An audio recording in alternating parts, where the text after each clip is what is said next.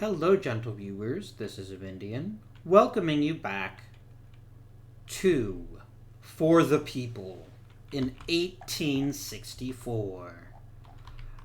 Things have gone okay-ish for the Union. They've retaken Missouri and they've taken Tennessee. And there's a couple of extremely vulnerable Confederate armies that they can squish, which is nice. On the flip side, though, the Army of the Missouri is in very bad trouble, and it's going to be hard for them to escape.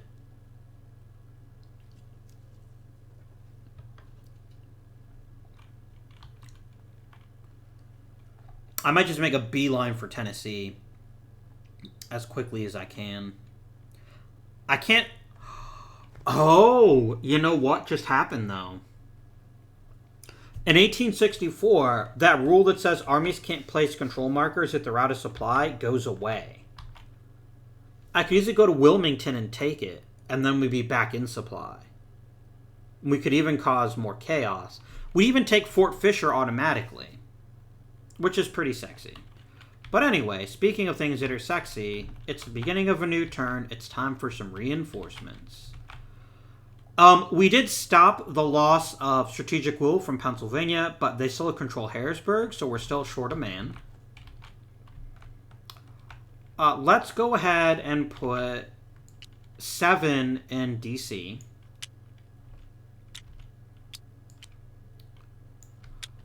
We're then going to put, instead of the full 8, we're going to put 6 in... Here, make me a clone, please. I'm just going to make a bunch of clones of these pieces just so I have more. I've been deleting them instead of just whatevering them earlier. So I'm going to put... We're going to go to Coshocton. That's 6 there. And then I'm going to put 4 in Salem, Vandalia, Illinois. For the Army of the Tennessee. That's that. The Confederates are going to get 8 troops.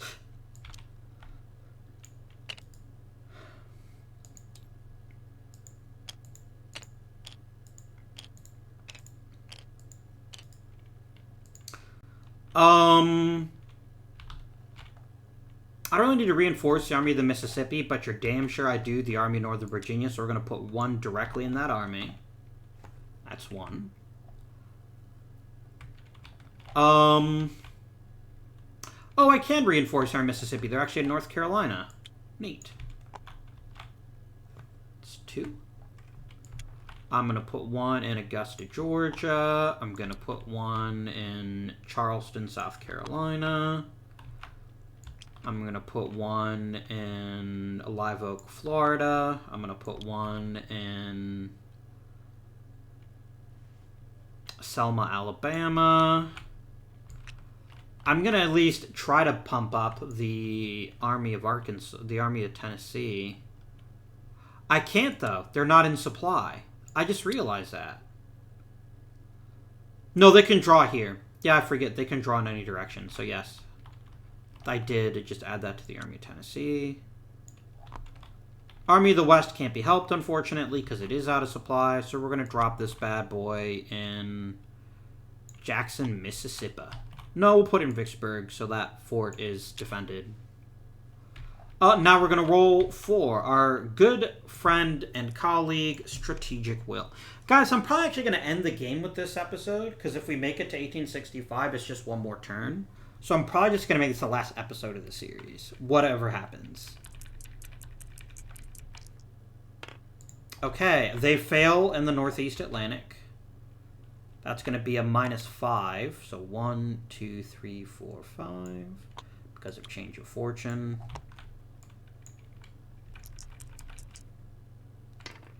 They do succeed here in the South Atlantic. So let's drop another unit in Charleston.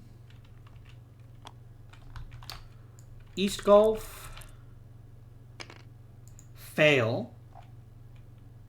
1, 2. West Gulf.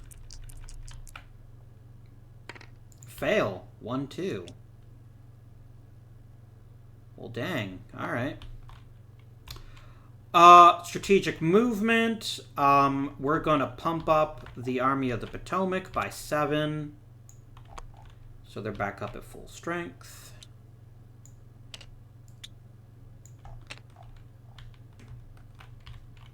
And then I'm going to use 6 to reinforce the Army of the Cumberland.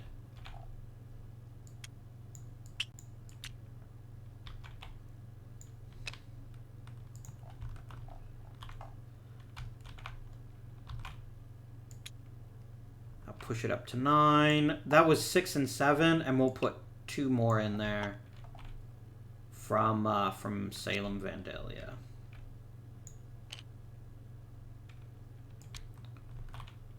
Because you can just go pick these up on the way. They're kind of in the way anyway.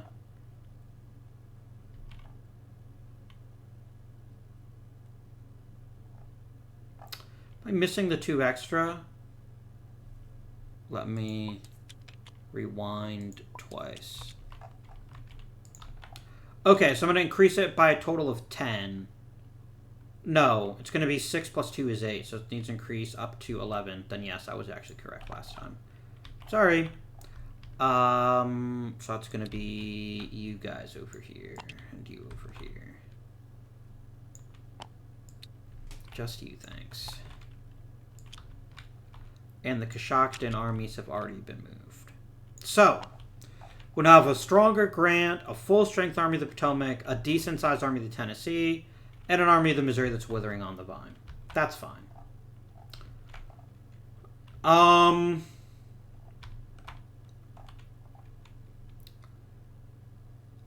I'm just going to pump the Army of Northern Virginia up.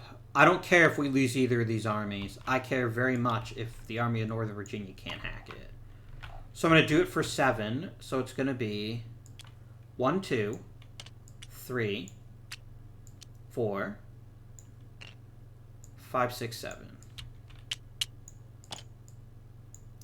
Because it's 1864, this railroad is now a thing here that exists. So that's semi-important in the grand scheme of things, but not hugely important. Finally, Union generals. So we're going to flip you over, chuck you in the bag. All right. One of these is definitely going to Grant, maybe even 2 of them. Yeah, I think I will give you 2 of them to try to give you a better chance at some of these battles. And the last general, I can't give you to the Army of the Missouri because they're out of supply, but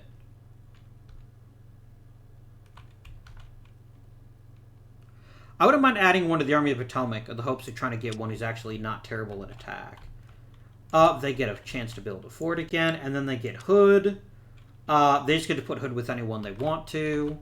And I guess they'll put him in the Army of the Mississippi. It gives them someone that's good at attacking. So we're going to go flip. The Army of Potomac got McPherson. That's huge. I like that. And then here we got Sherman and Schofield.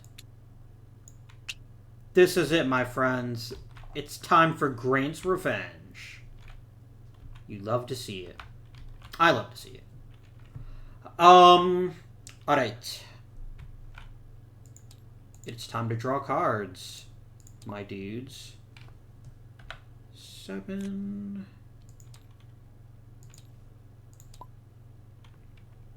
7. They do have a minor campaign.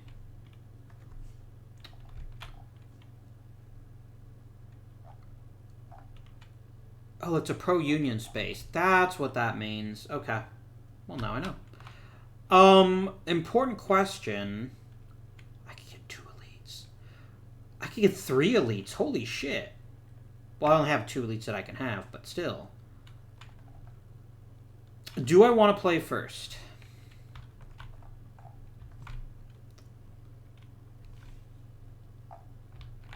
Get game. Please put the fort on the field. Thank you.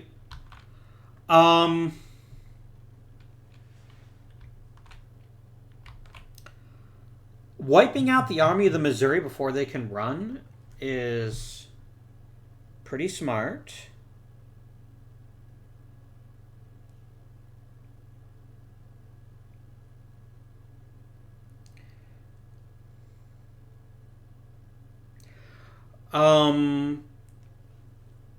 But then the question goes, what other army would I move right now?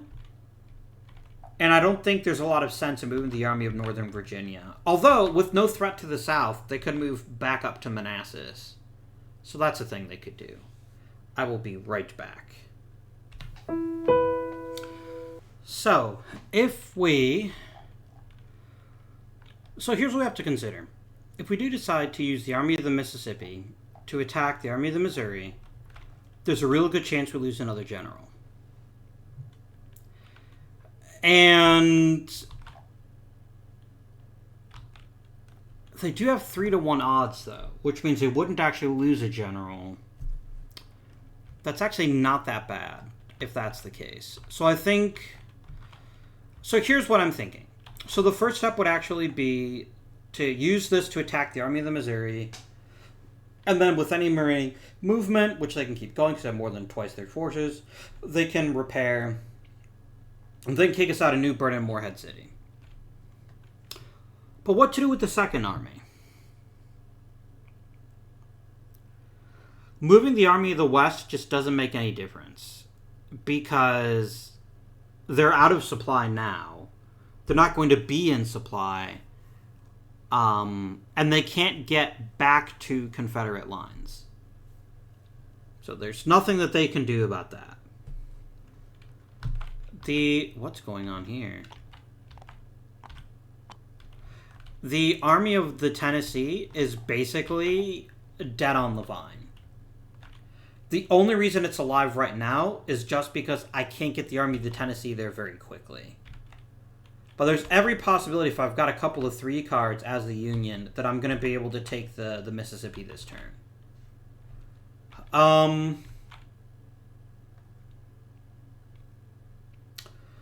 So there's an obvious useful... There's a great deal of usefulness in playing the Minor Campaign card. The question is just, what do we do with it? And I don't know the answer to that. To be quite frank with you, I don't know the answer to that. I don't know what I do with the other army. Unless I basically just concede Arkansas to the Union and try to get him across the Mississippi before we lose Vicksburg. Which also let us pick up a unit on the way. I guess that's worthy. Yeah, so we're going to go ahead and play first, and we're going to play a Minor Campaign. So, step 1, attack the Army of the Missouri with the Army of the Mississippi. It's 3-1 odds, which is a +3.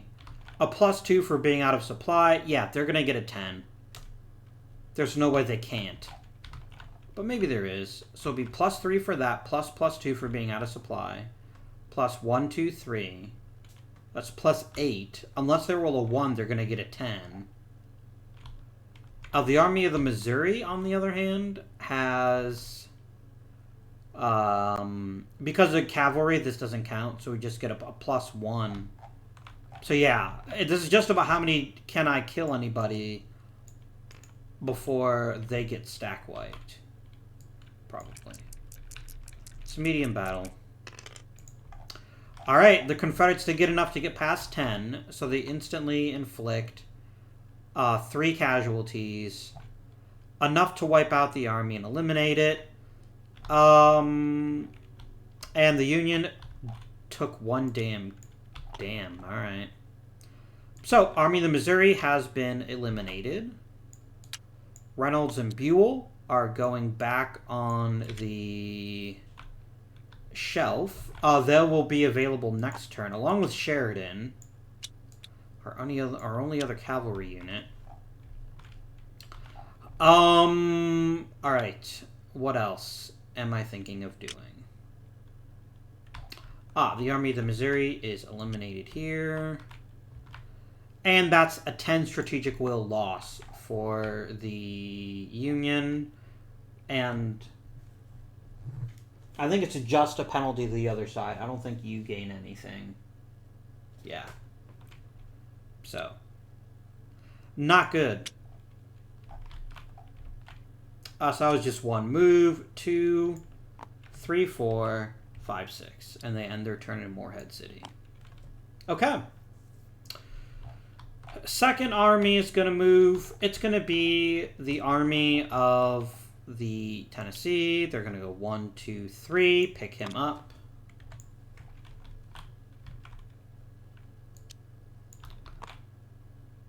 Four, 5, 6. And they're just going to stop there. All right. Union's turn. What does the Union have to look at here?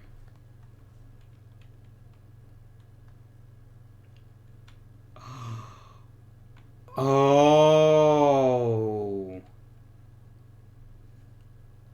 Oh, that's nasty. 3 free SPs in any Union army with an LOC?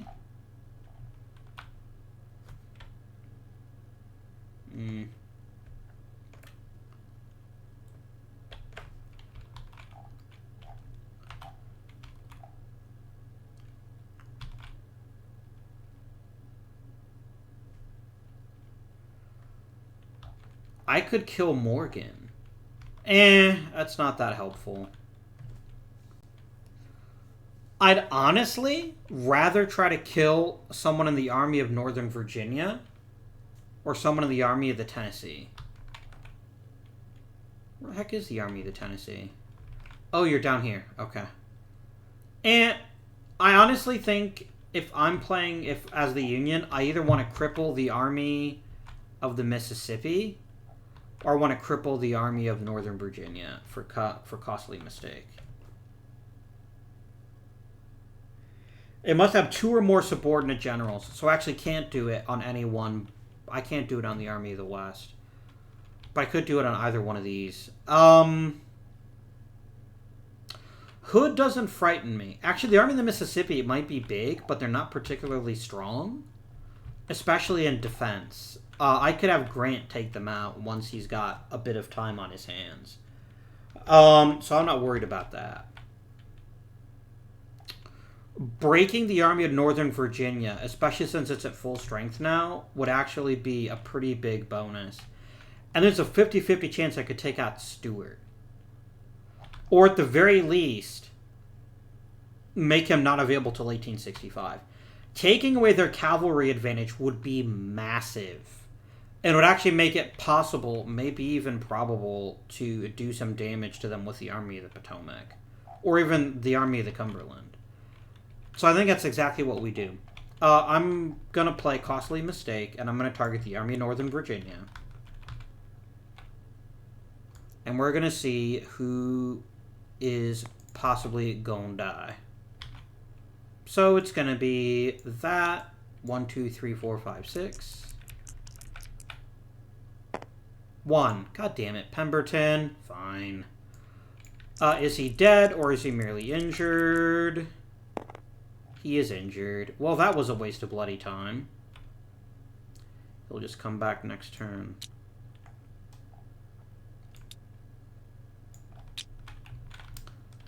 That was stupid. Alright. Whatever. I didn't want that to work.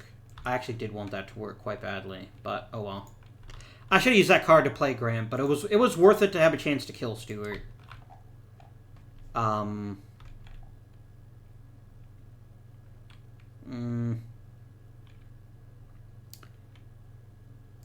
Let's get an elite unit for the Army of Northern Virginia. We'll give them the Stonewall Brigade in memory of Stonewall, who died last episode.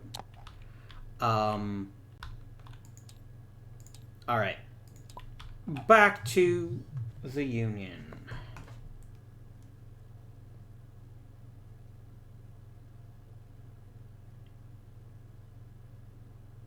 So, killing the Army of the West seems like kind of the most essential thing I can do when I start this particular transaction. I also very much want the Army of the Tennessee in a position to actually be able to do something. So that's the other thing I could do, is I could just start having them pile down into Confederate territory. Maybe take Mississippi this turn. possibly. I can move them 3 times. And it's like anything short of the Army of Northern Virginia breaking through our lines is going to kill the Army of the West. I can let them dangle. So I'm going to go ahead and play Josiah Gorgeous, or Gorgas rather. 1, you're going to get picked up. 1, 2. 2, 3, 4, 5, 6.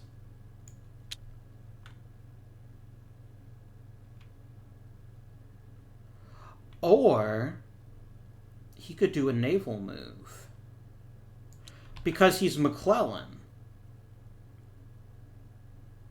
Wait, let me put you back there and let me quickly remind myself of what the rules look like for naval moves. Riverine movement. How large an army can I take, and does it have to be with a campaign card, or can it be with any 3?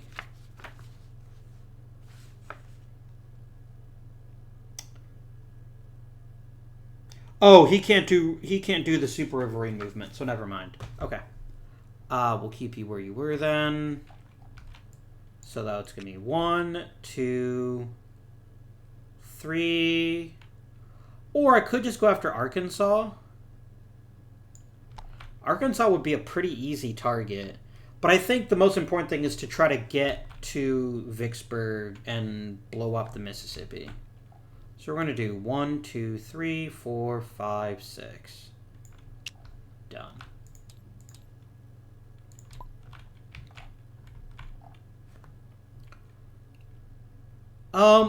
Let's put an elite unit in... Let's put Hood's Texans along with Hood in the Army of the Mississippi. That'll give it a little bit more staying power.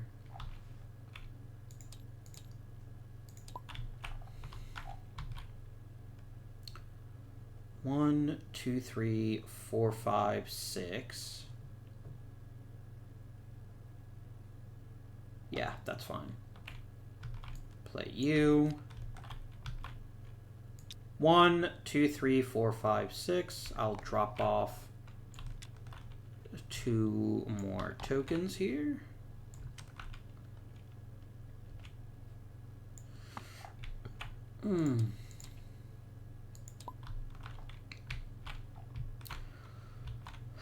Do we want to throw the Army of the Tennessee at the Army of the Tennessee in an attempt to save Jackson? Or even just occupy the fort at Vicksburg so they can just bum rush it? I think we have to.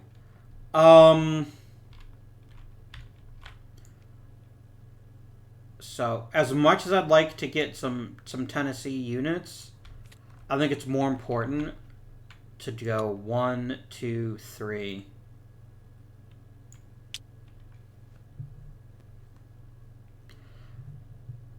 Because if they win that battle, and they still might, like, there's every chance that they still might, we're in a lot of trouble as the Confederacy. If they wipe out this army, and they take out Vicksburg, there's nothing stopping them from just taking the port of New Orleans, which will then make Fort St. Philip and Jackson flip. I think that's right. As long as the fort is... as long as that coastal fort is whatcha-jiggered. As long as it's unoccupied, I think it flips if you take the port that's attached to it.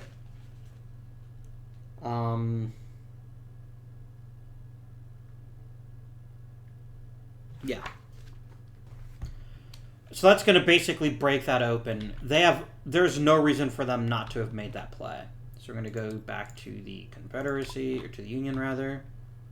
And then I'm going to play Military Hospital Reorganization. I would love nothing more than to get 3 SPs with the Army of the Cumberland, but this is more important. So we're going to go 1.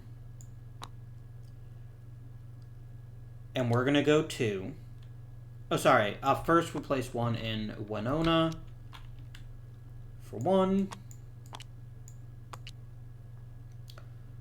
2-3 here in Canton City.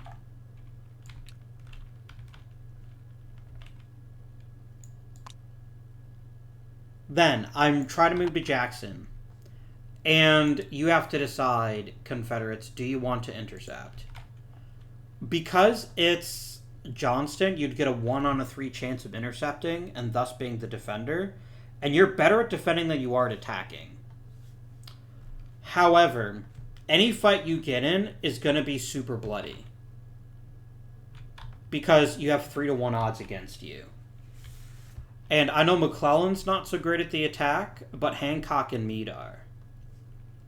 So this is not going to be an easy fight no matter what happens. And even though it means losing a resource base, I think they'd rather the Union attack them on the fort to give them that extra +2. I really think that's what would be best for the Confederacy. So they're going to say, no, we're not going to stop you. So they just go, fine. I'm a burn Jackson, Mississippi. Boop. I need to go 4-5.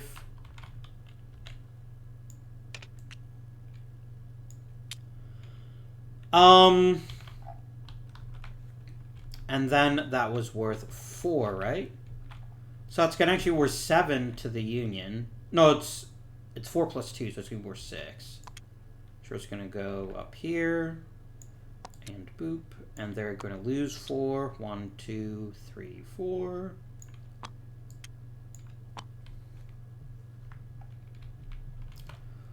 That is that. And then the question is, do we even want to attack the Army of Tennessee? I know as the Union that I can't move McClellan again. And taking out Vicksburg would be a pretty big deal. Plus, if I don't, they could just cut off my supply. Now, attacking would certainly not be a guarantee. We'd be facing 1, 4, 7, plus 2. I would only get a +5. However, because of the force ratio, I'm pretty likely to do some pretty significant damage to them. And second, and possibly more importantly, I'm probably going to be able to kill one of their generals. And that's all this army is right now. So yeah, we're going to do that. It's 19, no, it's 17, so it's a medium battle. Let me grab my dice, bring them over here, and then we'll do some mathing again, just because I can never remember. So, Confederate Army has 1. Wait a minute. No, you can actually trace back to Marshall, so you are still in supply. Barely. So, we've got, for the Confederates, 1, 4, 7, plus 2 is 9. They're guaranteed to get a 10. There's nothing they can do about that. The Union, however, is going to get 1, 2. This would actually be reduced, but it's already 0. So the cavalry doesn't hurt as much. That's 2, plus an additional 2 for being at 3-1 odds. So it'll be a +4. Right? Or are we at 3-1 odds? No, we're at 3-1. We're not at 4-1 yet. That's fine. So let's do it. That's going to be 4 versus 9. I'm not even going to bother rolling the Confederate die because they're going to get a 10. So they're going to get max casualties no matter what. I could still win the battle if I get an adjusted 10. So I basically have to roll a 6. Not impossible, but not very likely. Or I could get a 6. Okay then. So, I win the battle. So, each of us lose 3 units. 1, 2, 3. 1, 2, 3. Now, this is important. Because force is worth 2 SPs, This basically means that Forrest could be eliminated, but we first need to roll to see if he's killed instead. But at the very least, we've kicked him out of the army, and then once he's gone, his 2 units will come back. So we've, at the very least, Forrest is no longer an issue for us. He just isn't. So we're gonna roll to see if a general is gonna die. And a general is going to die. 1 through 3 Longstreet, 4 through 6 Forrest. James Longstreet is dead. Whoopsie. I did not want to delete the die.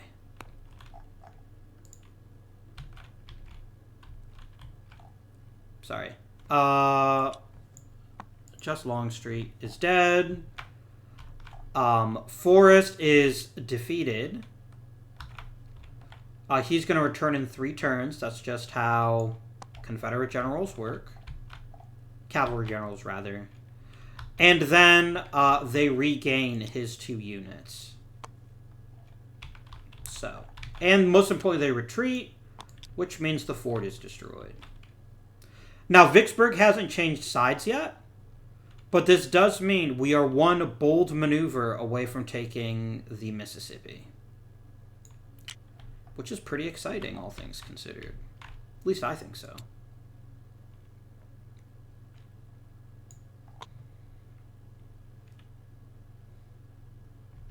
Because the fort in Little Rock doesn't count, because it's not on the Mississippi, I don't think. No, because the Mississippi are the gray anchors. So this doesn't count. Alright. Confederacy, and they're like, well, fuck. That's kind of mean. They could try to save the army of Tennessee by marching it up to, say, Little Rock. But, I mean, is it even worth saving? Albert Sidney Johnston's not terrible.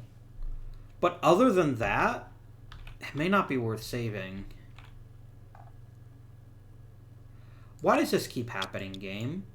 Look, let's make this easy. I'm going to lock this fort so that you stop putting the Army of the Potomac underneath it. Lee could push back on Manassas. The southern threat is no longer there. That is always very much a possibility. So there's nobody that can quickly, right now, get to Richmond.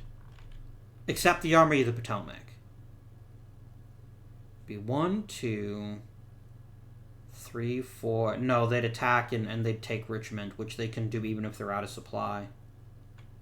So they can't move. That's the problem. That's what I was trying to figure out. The Army of the Potomac is a big enough threat in and of itself to do anything with this. The Army of the Mississippi, on the other hand, is not. And maybe it's time for them to start causing some chaos in the north.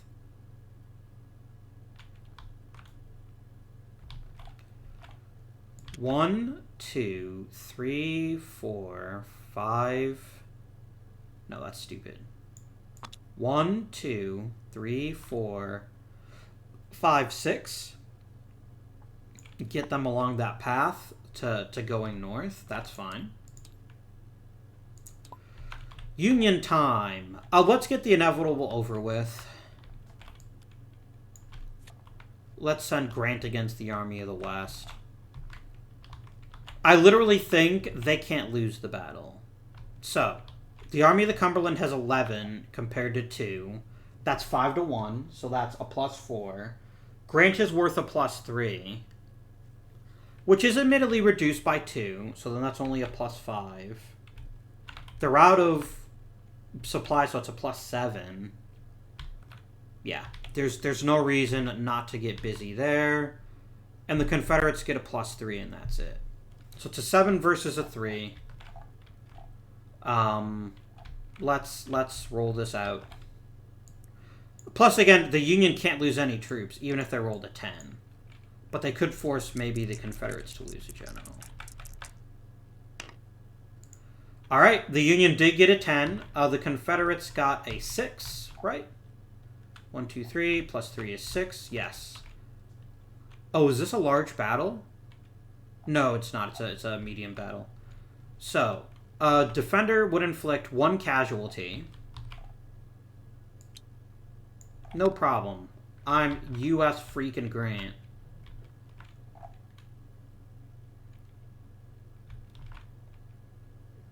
Oh shit, I'm way over that. I was looking at the wrong army.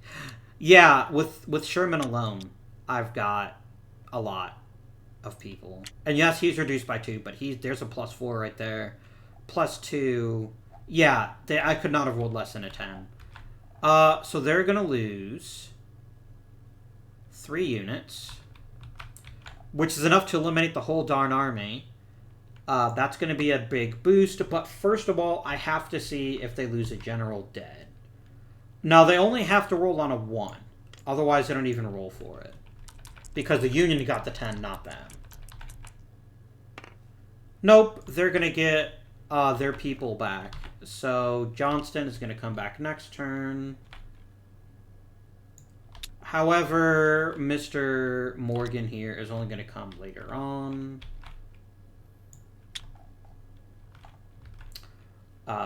Army of the West, that goes back there. That goes away.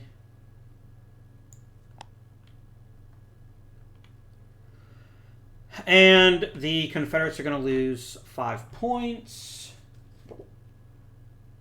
And then do I gain the same amount? No, I don't think so. I think they just lose points. So they're going to lose 5.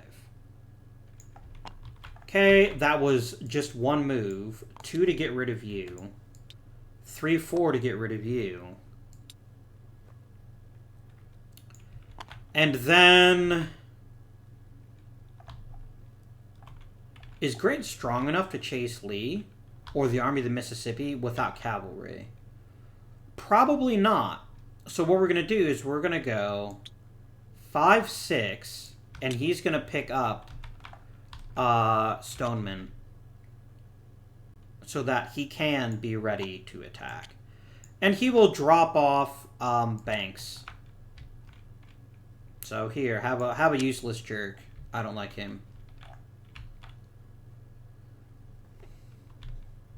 And technically, Banks might be considered second in command, but Sherman also had a 5, so he's pretty solid.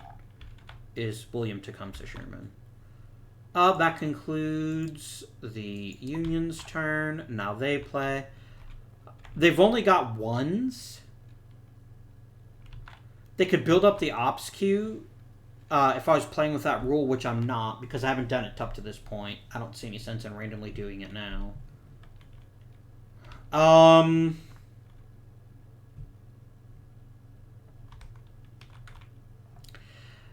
There's really not a lot that a 1 is going to do them right now. Like, what's Lee going to do? Try to attack D.C. now with Grant in charge of the Army of the Cumberland? Of course he's not. That would be silly. Is the Army of the Mississippi can't even move because they would need a 2. Because Bragg is at 2. There's just really nothing they can do. They can reorganize generals. I mean, I could send Ewell over to help out the Army of the Tennessee.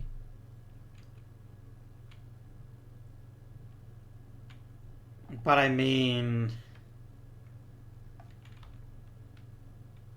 They might just have to discard the card with no effect. Let me make sure the ops queue is actually optional and it's not mandatory. If it is mandatory, I will happily use it, but I haven't been using it in the past. You know, I could just move some SPs. There's some value in that.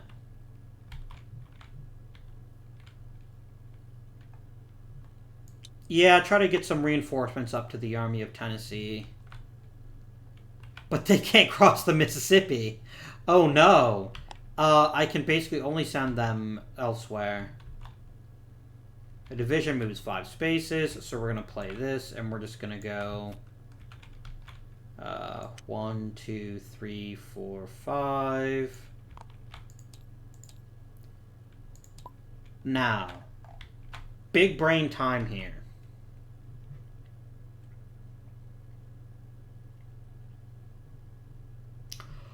What would happen if we attacked the Army of Northern Virginia? First of all, obviously, large battle. Very large battle.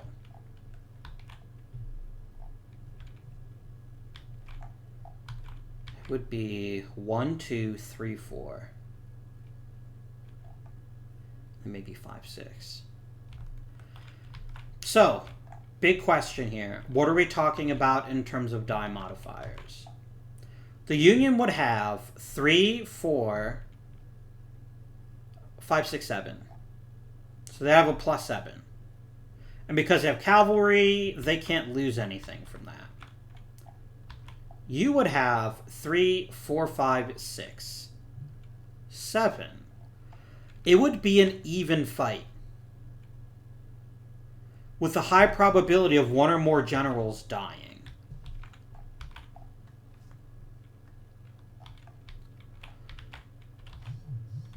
If we won the battle, that's it for Richmond.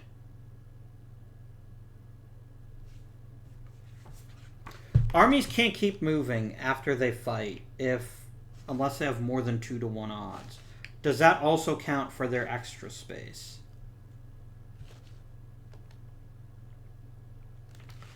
Let's see, 5.73.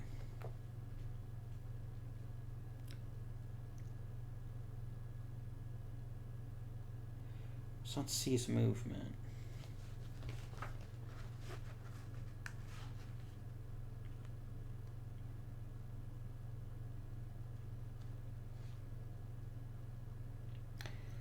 If I can't move, can I spend a space of movement? I don't know the answer to that, actually. I don't know the answer to that.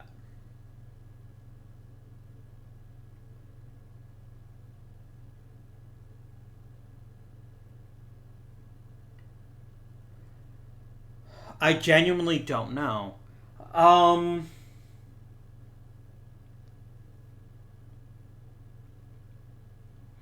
going to look it up. This is such an important thing that I want to make sure I'm not getting this interpretation wrong. I will be back shortly. Once again, our friends at Board Game Geek helped me out and clarified that it does count as movement, so I could not take Richmond this turn. I'd move into the space, but I wouldn't convert it, which is good enough to destroy the fort, and unless somebody was able to jostle me loose, that would be it.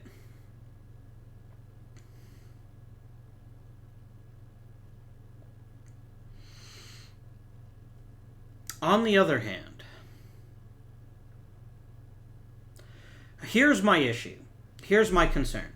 I beat the Army of Northern Virginia. Maybe a general dies in that battle, maybe they don't.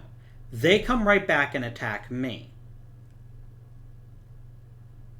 We go back and forth a couple of times.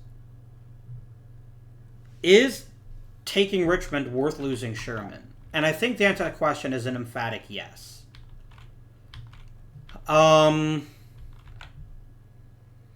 It is more than an emphatic yes. It's a yes with 7 exclamation points. I'm likely to be the smaller army if I fight them, which is, it's a consideration, of course. And here's the thing. There is no incentive whatsoever for the Army of Northern Virginia to try to intercept. Yes, they'd probably succeed. I mean, for pig's sake, he can do it on a 1 to 5. Unless he gets a 6. And it gets him a +2, but it also pulls him out of position. And he gets the same +2 by sitting tight. And cutting him off in Hanover, Virginia is not that great. But the real question is, what do we do?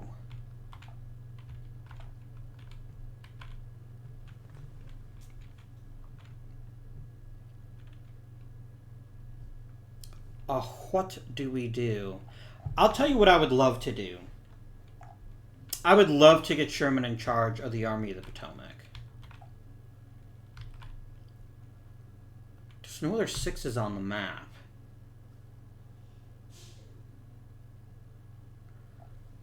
Putting Sherman in charge of the Army of the Potomac would be a game changer.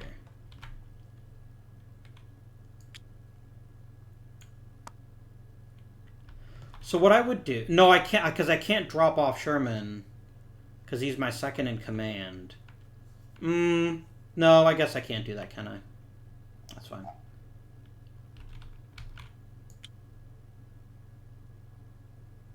I mean, really only Hooker would be good to promote over McDowell, and even then, yeah.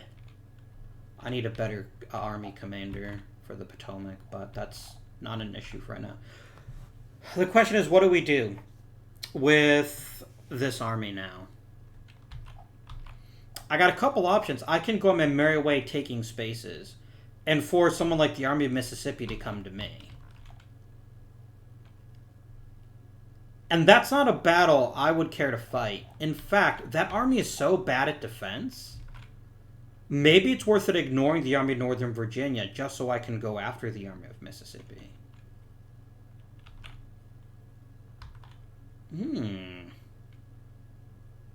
Yeah, I'm going to go ahead. I'm going to play this card. I'm going to go 1, 2, 3, 4, 5, 6.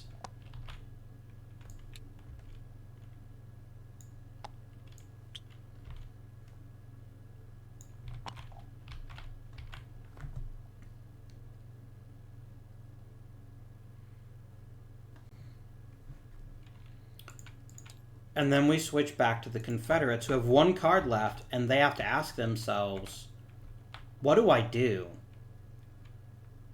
Do I move Lee? That's the question. If they moved Lee, they have a very reasonable chance of being able to attack the Army of the Cumberland. But we are arguably just as good at defense as we are at offense. In fact, there's no arguably about it. It would still be 7-on-7. And if Grant were able to intercept, which there's a pretty good chance he would, then it switches over. And if they were to fight Grant and lose, not only is that a big strategic will change again, it's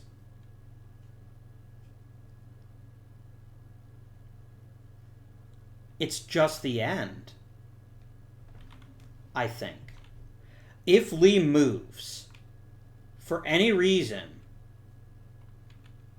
away from Richmond, the Army of the Potomac, especially because I don't actually need a line of supply anymore, because it's 1864, they ruffle stomp Richmond.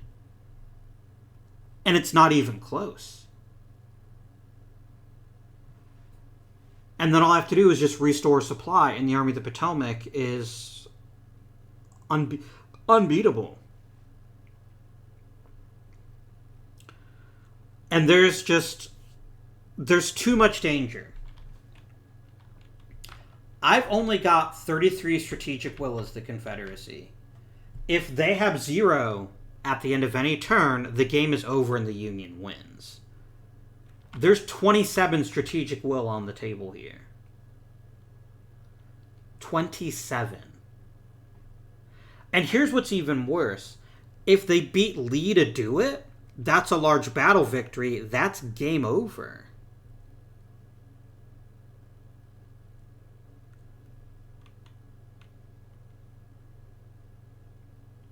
Like, that is well and truly game over. Now, they can't convert the space the turn they attack the Army of Northern Virginia. I get that part, but that's still...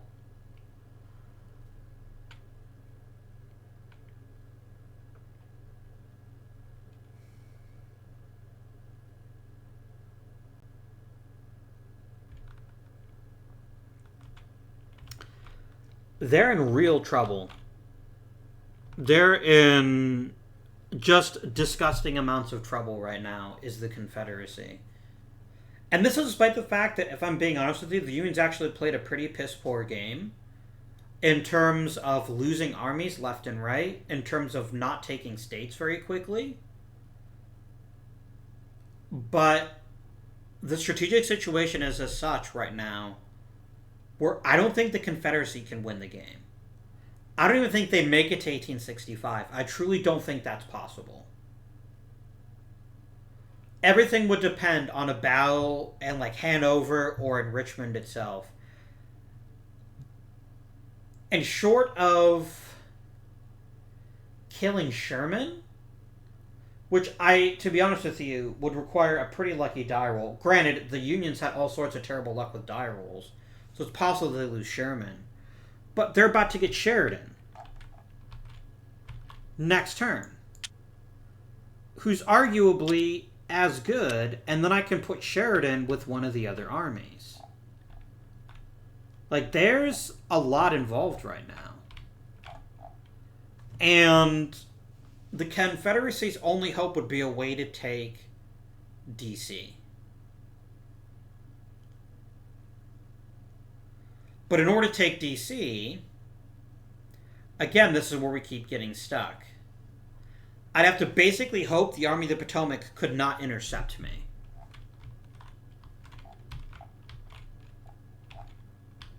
As I moved into DC and took it.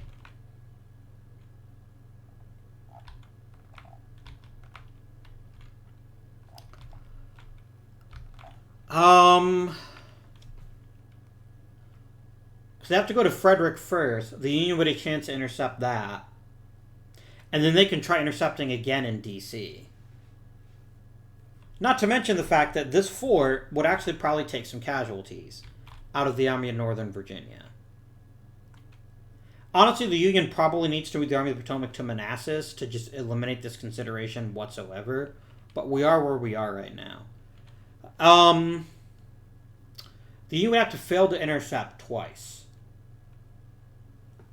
And even then it would be 1, 2, 3, 4, 5, 6. It could be done, however, does displacing the capital add strategic will to the side that did it?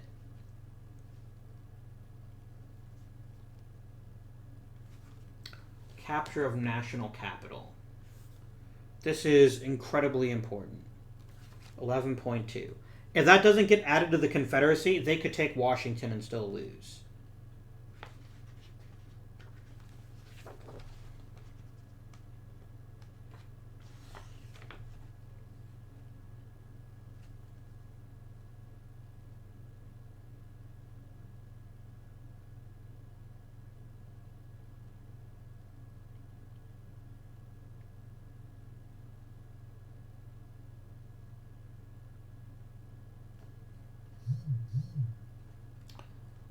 Sorry, friends. Looking things up. I need 12.6.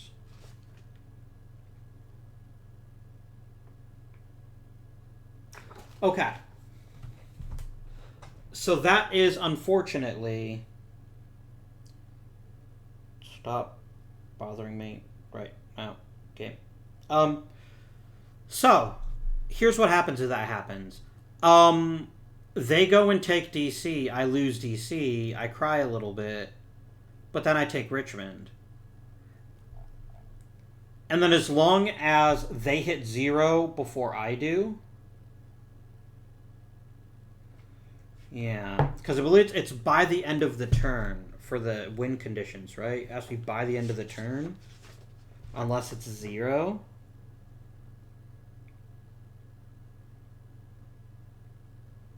Yeah, that's not great. He's kind of damned if he does and damned if he doesn't. He really truly is. There's very little that the Confederate player can do, other than basically hope he gets lucky. like super duper lucky. But even luck won't help them here.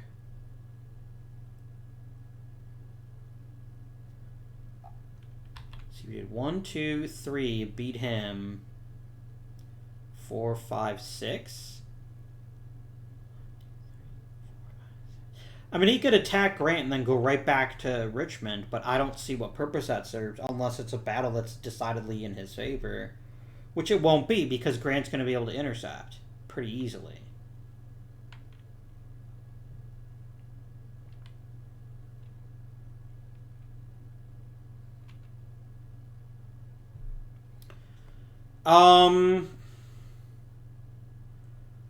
Yeah, if he uncovers the Army of Northern Virginia, he's screwed. The only... Like, they could try with the Army of the Mississippi if they could get in position. But that takes a 2, and he's only got a 1 left.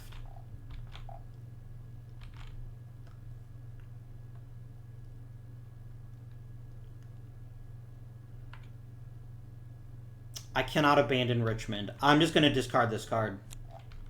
It's a 1. I can't afford to move Lee. I mean, I could break off the cavalry unit of, like, the Army of the Mississippi and go cause chaos, but it's 1 cavalry unit. What the fuck difference is that going to make? And then it just leaves it vulnerable. So, yeah, the Confederacy's in real bad shape right now. And the Union could reduce strategic rule by 1, or he's got a different choice to make. 1, 2, 3, 4. He's still not twice off the Army of Northern Virginia. 1, 2, 3, 4. Hit the Army of Mississippi. They only get a +2 at this point. Like, there's a definite risk that we could lose Sherman if we go after them. On the other hand, it's a big battle. There's a great chance we'd win it. And that's more strategic will. It's even more strategic will reduced for the Confederacy. And there's a chance I'll kill one of his generals. But at the end of the day, no matter how satisfying it might be to beat the Army of the Mississippi, that doesn't win the game. Beating the Army of Northern Virginia does.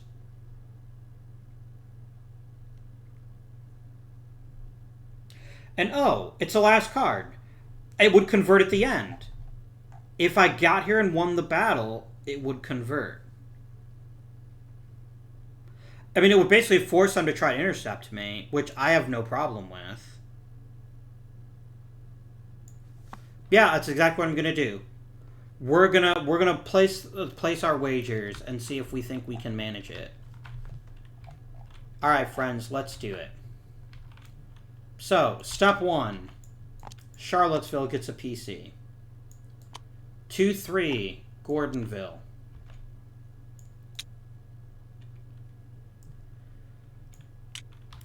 Do the Confederates try to intercept? Yes. It's... If the Confederates don't intercept, they will be defending on a 1, 2, 3. They'll be defending on a 7. The Union will be attacking on a 7. With no other die modifiers. An interception would give them a +2, but it would also basically guarantee that they lose a general. Is Stuart more important than the entire game, is the question I have to ask myself, and I think the answer to that question is no, he's not. So we're going to say, let's do it. We're going to roll. He advances on a 3. As long as we don't get a 6, they're going to cut them off in Hanover.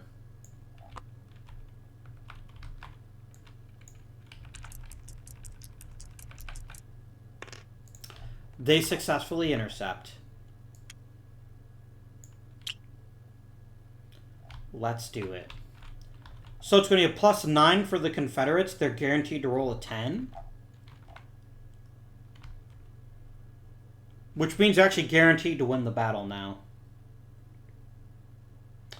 Because I can't get a 6. That's fine.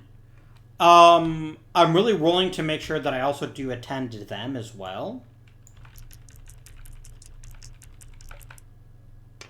Which I did. So, okay. Army of the Cumberland is going to lose 6. Army of Northern Virginia is going to lose 5. Each side is going to roll now to see if they lose a general. Oh, I need to adjust strategic will. They're going to lose 8. Back to here. You're going to gain 5. And that drops a bit. All right. Big number for the Union, little number for the Confederacy. Or vice versa, depending on who you want to win. We're both going to lose a general. Okay.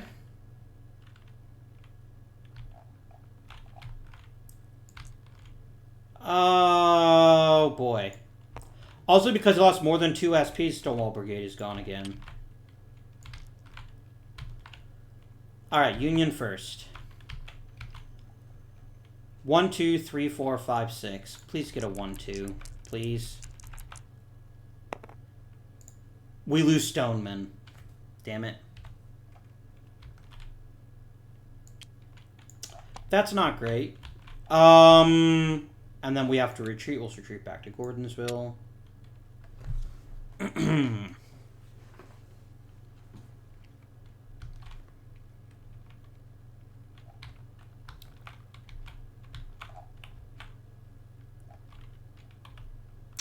Who do the Confederates lose?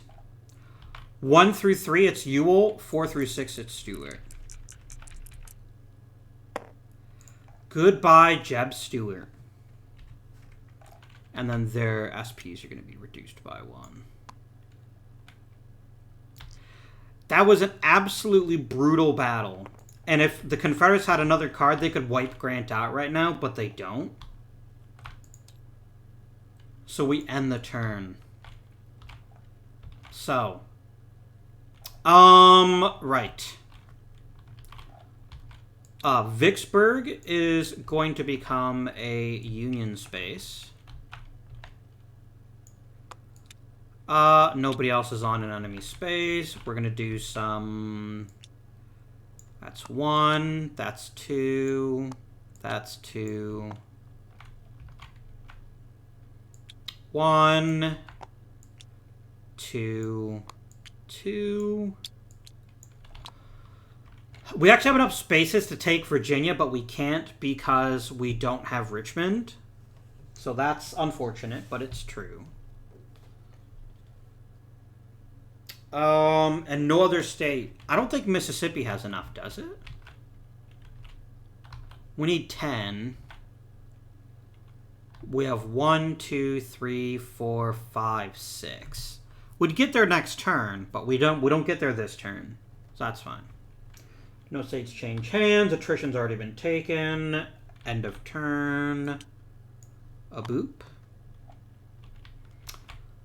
So, strategic reinforcements. We're going to get 8 in D.C.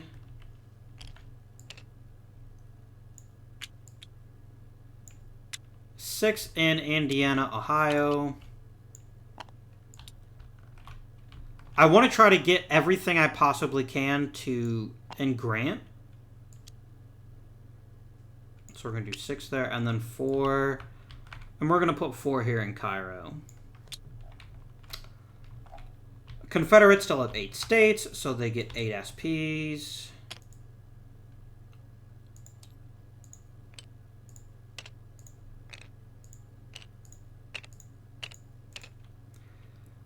They're immediately going to add 1 to the Army of Tennessee.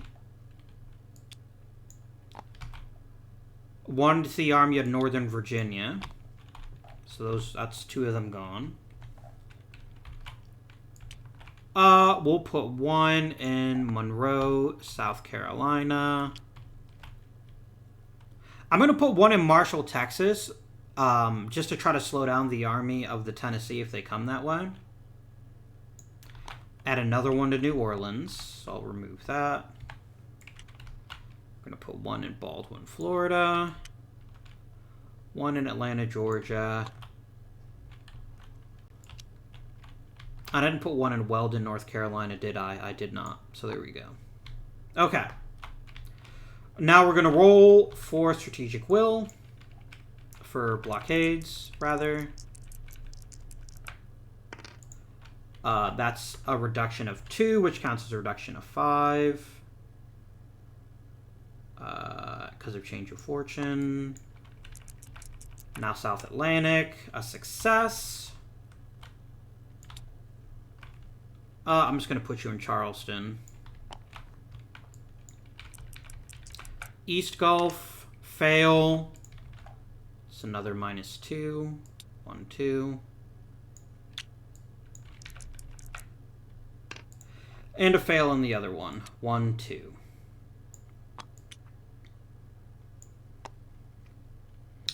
Alright. That's all finished. Next we do strategic reinforcement. Yeah,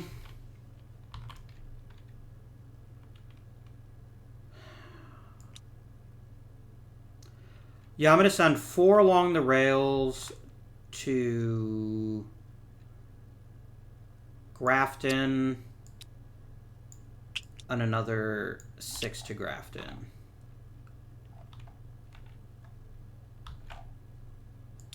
Is that too much? That's 10.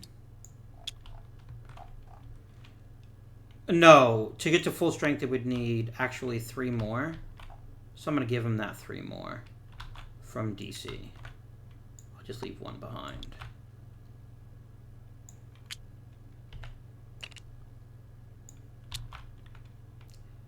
So we are basically hoping that the South doesn't get a minor or major campaign. Otherwise, it's going to be real bad. It's not, like, impossible that we could win that, maybe. But it's definitely unlikely. And more importantly, they've got... No, they don't have quite 3-to-1 odds over me. No, they have 4-to-1. So, yeah. Bad times if the South ends up getting that. We've got 7 that we can move around. Let's put 1 in the Army of Northern Virginia. From Weldon. I can't reinforce the Army of Tennessee. So I'm just going to have to ignore that. 2 in the Army of the Mississippi. 1, 2. That'll be these guys here. 2 in the Army of Northern Virginia.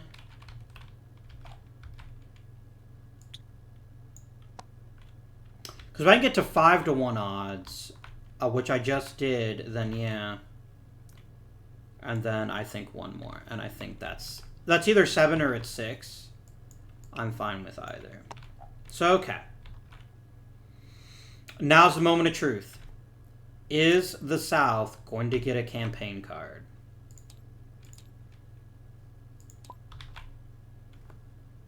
The answer is... they do not. Oh, they could have desperately used a campaign card. What are you? Ooh. Oh, we didn't place generals, did we? Sorry, that should have happened before we did card draw. I'm not going to draw again or anything, but...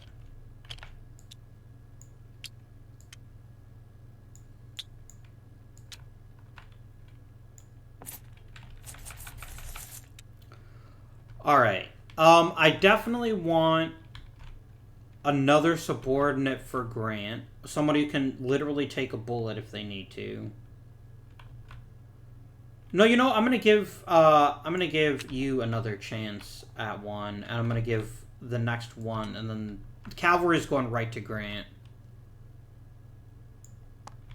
Grant is more important than the Army of the Potomac, and then I guess 1 can go in the Army of the Potomac.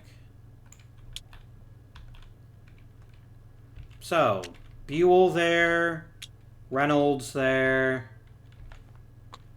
Phil Sheridan, he gets deleted. Sheridan is worth 2 SPs. So we're going to reduce that by... Oh, I can't do that, can I? Nope, just kidding. Sheridan is going to go with the Army of the Potomac, because I actually can't put in there, because then I would take... I can't have only cavalry SPs in an army. Okay.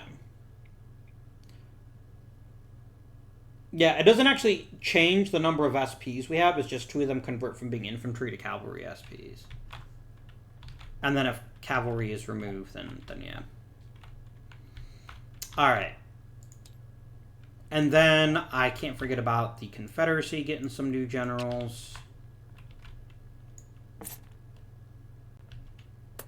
Yes, that's definitely what I wanted to happen.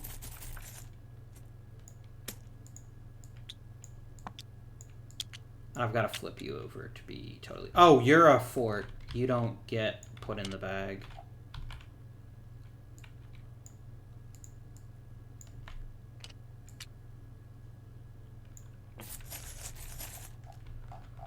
Alright. Lee needs another subordinate.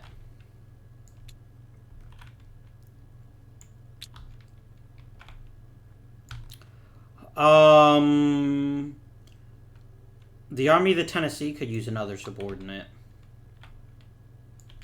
And let's give Lee 2 more subordinates to give him a chance of getting one that doesn't suck. So he got Pemberton, and he got Joe Johnston, and you got Hardy. That's fine. Alright, now it is the Confederacy. It is the Union's turn.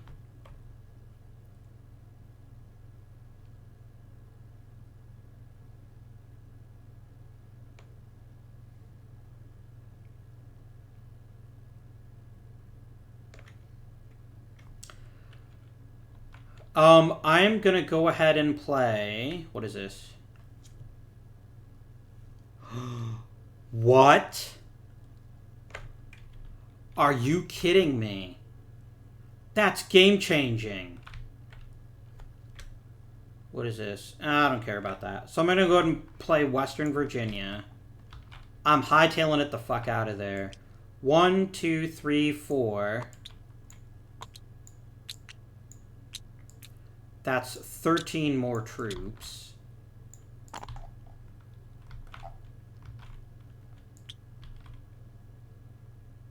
I said 13, right?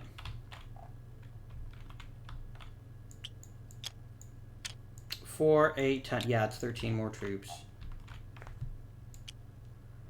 And then we're going to go 5, 6. So the Confederates are like, son of a bitch. If only the Union had not... If only we'd gotten a campaign card.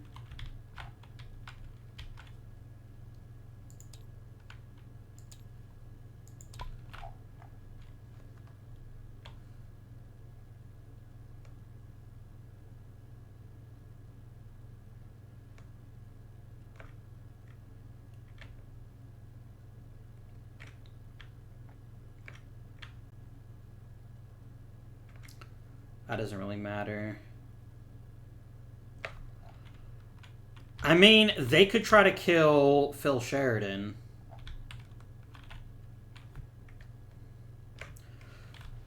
But if they do that...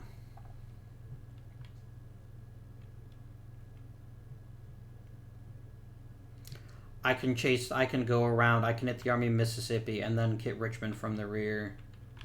I don't think they can risk it. They're going to play that card. They're going to go boop.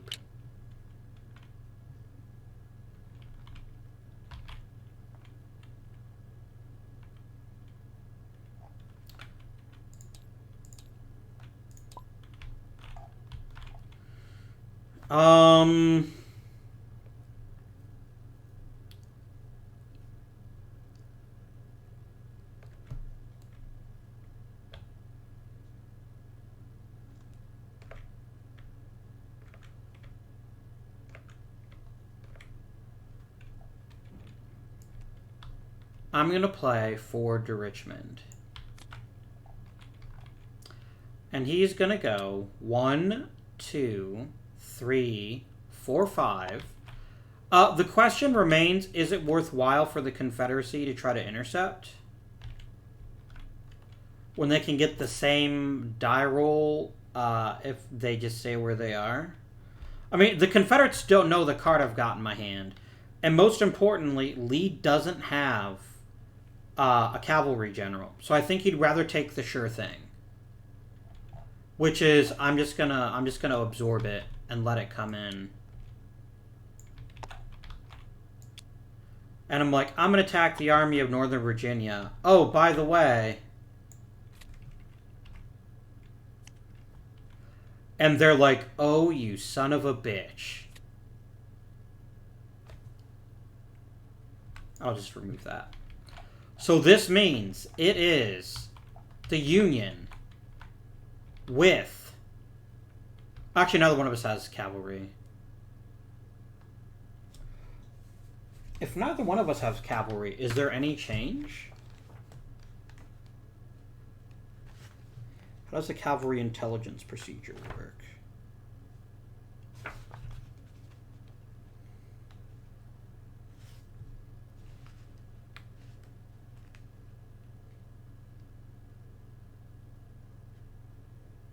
Yeah, actually, both of us would lose, too, because neither one of us has the thing there.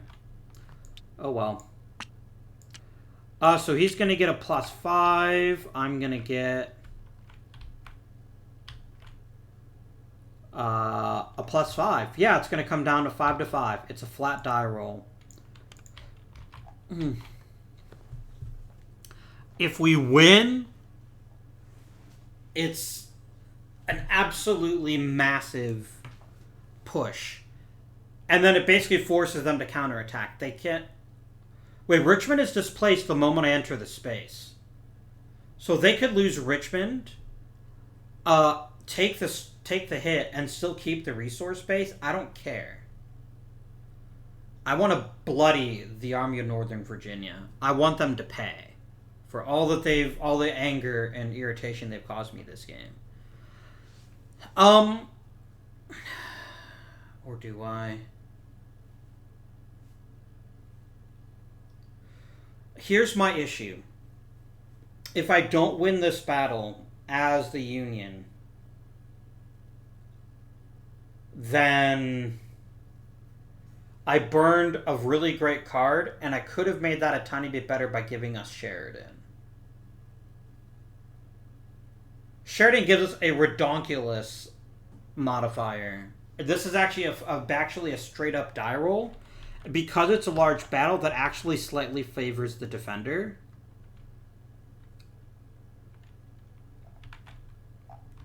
And I'm going to lose ties anyway. I basically have to hope that I outroll the South. If we both get 10s, I lose the battle. And I might lose a general. And they might lose a general too. But with their freaking luck, they probably lose bloody Pemberton. You know what we're going to do. I hate doing this, but it's too sensible not to do it. I'm going to put this back in my hand. I can't burn that card now. Not unless I have every possible advantage. So I'm actually going to do this and this. I was in Charlottesville, right? Yeah. So I'm going to play forward to Richmond to activate Grant instead. Or should I just activate Sheridan with it? Yeah, and I'm just going to send Sheridan to the Army of the Cumberland. Which is very easy, because he moves very quickly, being a cavalry guy, so... That's a bit more of a boring play, but it doesn't tip my hand either. And then... Yes, it is now the Confederate turn.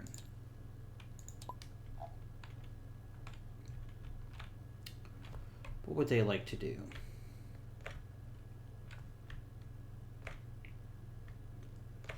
They're really kind of boned no matter what happens here. There's a certain level of attacking with the Army of the Mississippi and trying to wear down Grant's forces with the Army of the Cumberland. But I'm going to be honest, they'd lose that battle by, like, a lot. So much. And without it, there's just not much point in... There's just not a whole lot of point.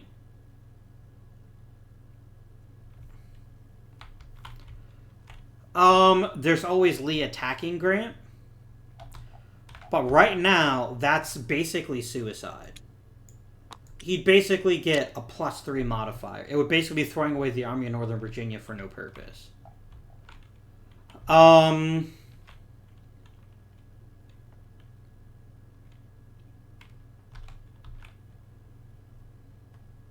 We could try flanking around Grant. But I mean...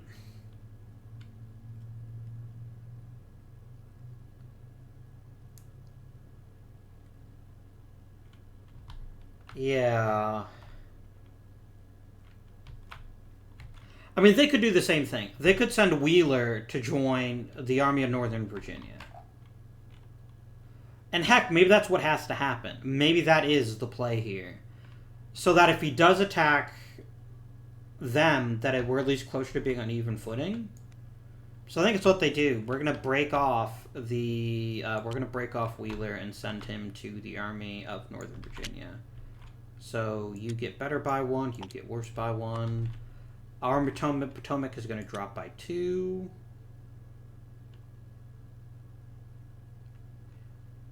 And then we're just gonna leave 2 loose units on the space that Grant is on right now. Because he can't move with more than 15. But he can drop a couple off.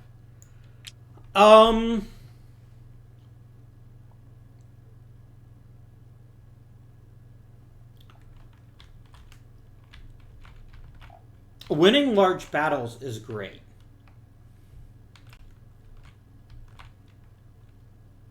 It's super great.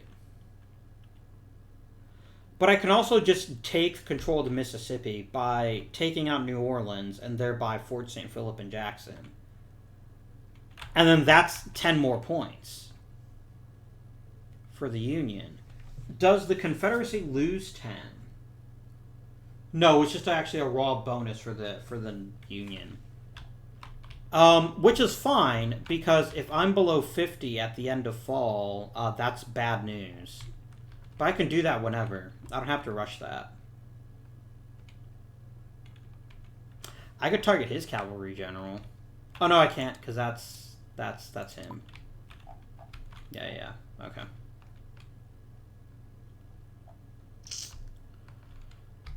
There is so much to be gained if we can defeat the Army of Northern Virginia and take Richmond. And everything that was true last turn is also true this turn. Namely that the Union has a stronger position. That being said, if I have cavalry and they don't, this becomes a massacre. Like, it just does. And yes, there's a chance that I could lose a general. There's always a chance of losing Sherman or Sheridan in that event. And I don't know if it's worth doing that just to beat up on an easy-to-beat army. But, I mean, I've got this. I'm in a position where I cannot lose this battle unless the Confederates can also manage a 10 somehow. In which case they win. No, they'd be the defender, sorry. Yeah, if they get a 10, I win. Sorry, if they get a 9 or a 10, then I would lose the battle. And they would have a total modifier of 3, 4, 5, 6. They'd think +2 for the fort, but I cancel the fort out. If they rolled a 1, 2, or a 3, I'd win the battle. No, because even a 9 would be exactly the same. They would need to roll an 8. It's not worth it. It is not worth the risk of losing a general now. I'm kind of in the situation where Lee was at the beginning of the game.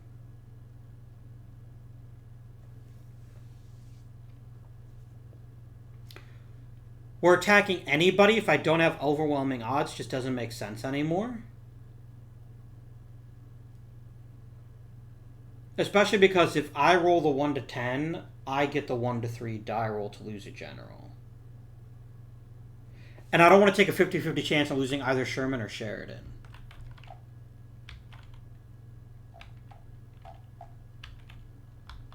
So that's interesting.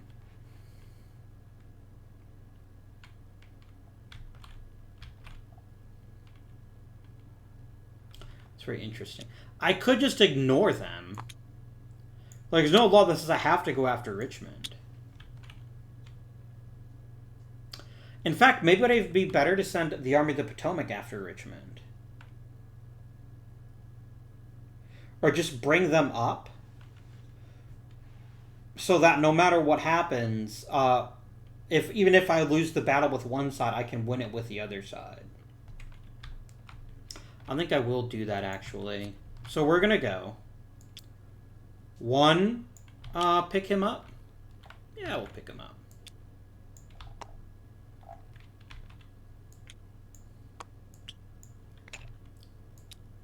Two, 3, 4.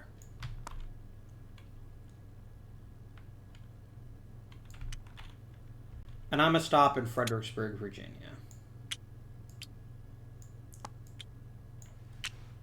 Because I know if I move up that they can intercept. And I don't particularly want to fight them on an intercept. We do okay, I think. But we don't have a cavalry general. So, that happened. Confederates are up next.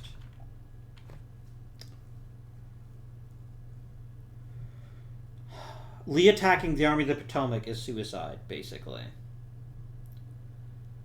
I think the play here has to be Army of Mississippi against the Army of the Cumberland and hope that we can kill one of their generals to make the odds a bit fairer. It may seem like throwing away the Army of the Mississippi for very little gain, but I mean, first of all, it's a large battle, so there's strategic will implications. But second of all, it's just... We're kind of between a rock and a hard place here, as the Confederacy. We've only got 2 armies in the field.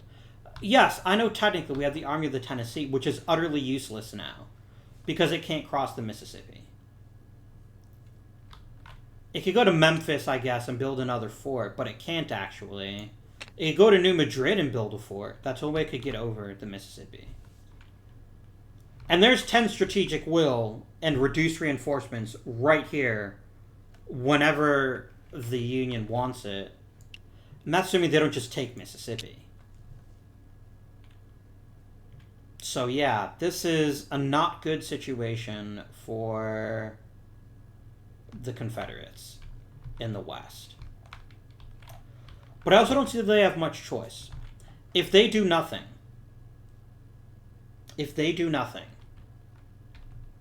the Confederates are the Union's gonna take the Mississippi this turn. It can't really be stopped. Unless I didn't have a 3 card, and that's not a good bet on their part.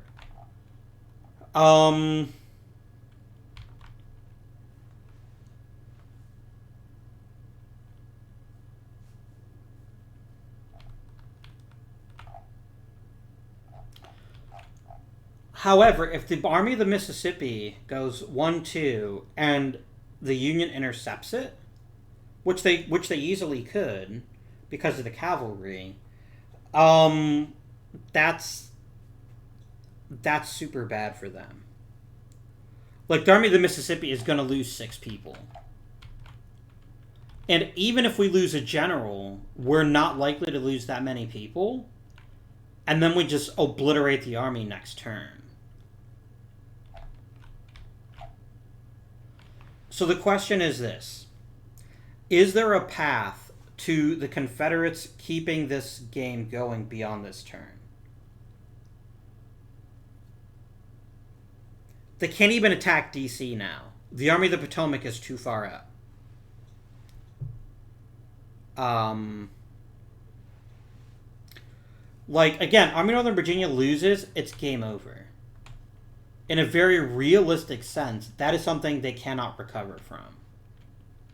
The only reason that I haven't attacked him yet is because of the no cavalry thing. I mean, I could just play an ambush and try to kill Sheridan. That would certainly change the equation, but it's also pissing away a card. But here's the thing. I know they will never get cavalry again. And I'm going to get 2 cavalry if I can somehow manage to make this game last until 1865. So I think we do it. We're going to play the ambush card. Oh, not located with an army. Well, fuck. I can't even do that. 2 SPs. Meh. I don't know what we can do. And the Army of the Mississippi attacking the Army of the Cumberland is suicide. Is it suicide with a purpose, though? Is the chance of killing Sheridan or Sherman and making it possible for the Army of Northern Virginia to win that battle worth it? But the thing is this, the moment the Army of Northern Virginia moves anywhere for any reason, the Army of the Potomac crushes Richmond.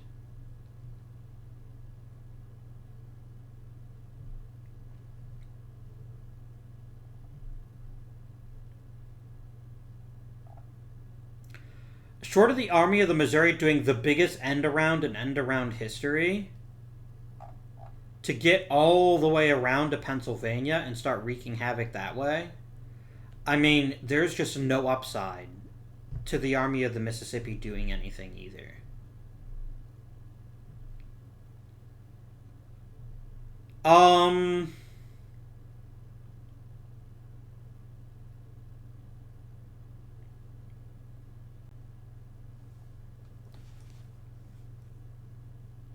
What do we do as the Confederacy? Is there anything I can do? I mean, I can move the Army of the Tennessee and have a jolly old time with that, but that's not going to accomplish anything. I could build a fort in Burkeville.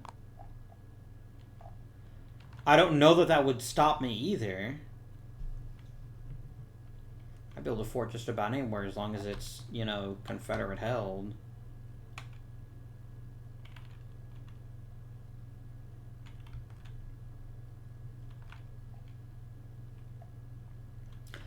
Putting a fort in Grand Gulf or Port Hudson or Baton Rouge is just delaying the inevitable. Putting a fort in New Orleans might be smart. At least make it harder for McClellan to take it. But McClellan's got a pretty big army with some pretty decent generals now. I don't really see that working out no matter what happens in that battle. I mean, it's better than throwing away the army for nothing. So I'm going to play the Gettysburg Address, and we're going to build a fort in New Orleans.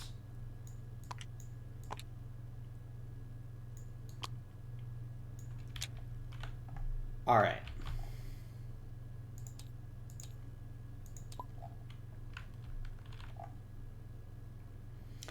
We both have cavalry. They're going to get a +5, sorry. The Union's going to get a +9. The Union is guaranteed to get a 10.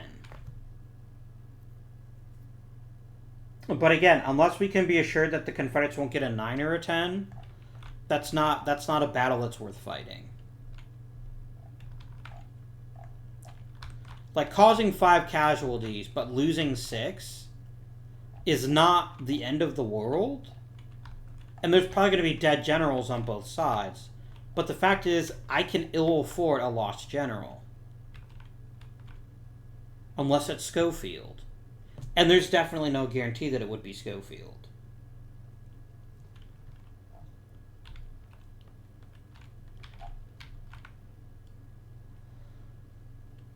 So I think it makes the most sense to attack the Army of the Northern Virginia with the Army of the Potomac.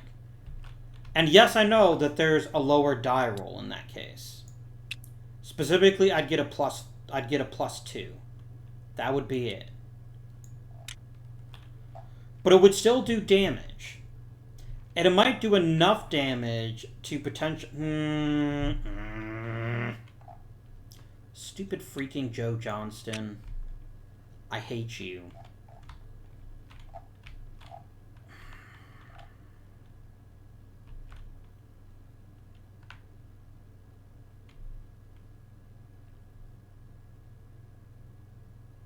I don't have enough cavalry.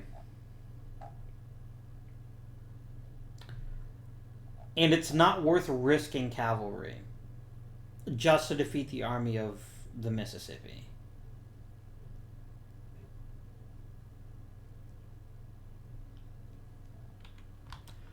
So what we're going to do instead is we're going to go ahead and activate McClellan.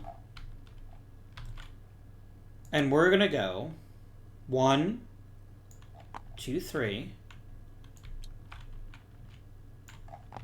I need to count here really quickly here. 1, 2, 3, 4, 5, 6, 7. 4, 5.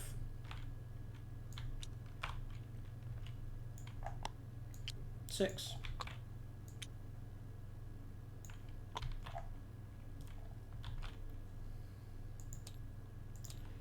And now it's back to the Confederates' turn. And again,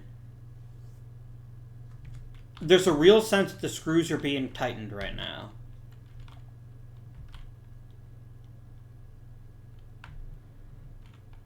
Probably the smartest thing we could do in terms of just bludgeoning one way or the other would be to have the Army of Mississippi attack the Army of the Potomac. That would be about the only useful thing that could happen. I mean, the Army of the Potomac would obviously roll to try to intercept, but they've got freaking McDowell in charge. He can't do jack shit to stop that.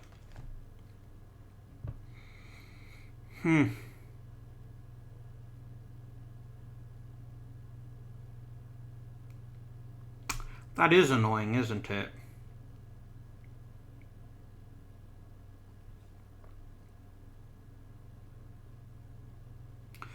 We need to be able to hurt one of these armies. We need there to be a chance that they lose a general, because that's the only thing that's going to change the strategic situation here. And in order for that to matter, it's going to have to be the Army of the Cumberland.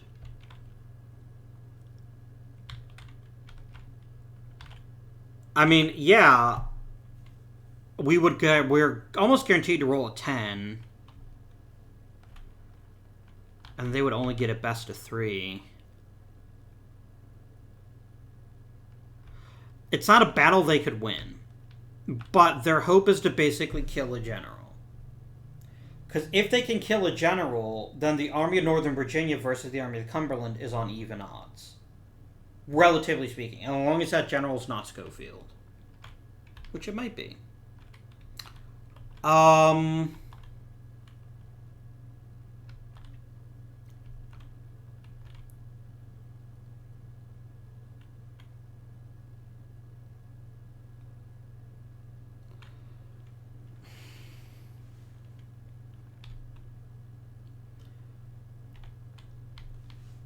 However, again, the Union's going to get a 10. As the defender, they're going to win the battle. And it's going to basically disintegrate the Army of the Mississippi, so it just gets destroyed the next turn.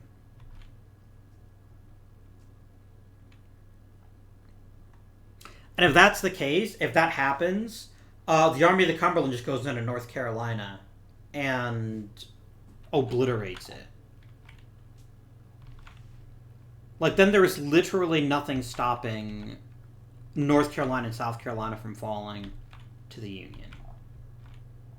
Along Mississippi, which is going to happen at the end of this turn. The alternative is that they just keep doing nothing, which, again, it pins down the Army of the Cumberland and the Army of the Potomac, but it lets the Army of the Tennessee basically do whatever it wants to.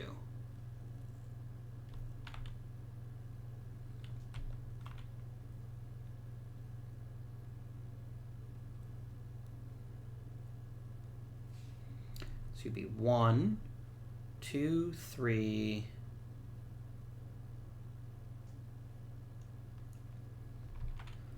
I mean, they could just go burn Selma and Columbus for the fun of it at this point. There's nothing stopping McClellan other than the fact I may not have 3 cards. There's also nothing they can do to defend.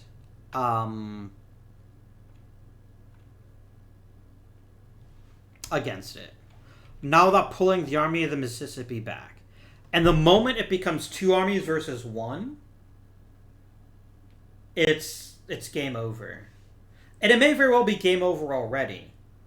And a Confederate player at this point might seriously want to think about resigning. Just because the Army of Northern Virginia is trapped.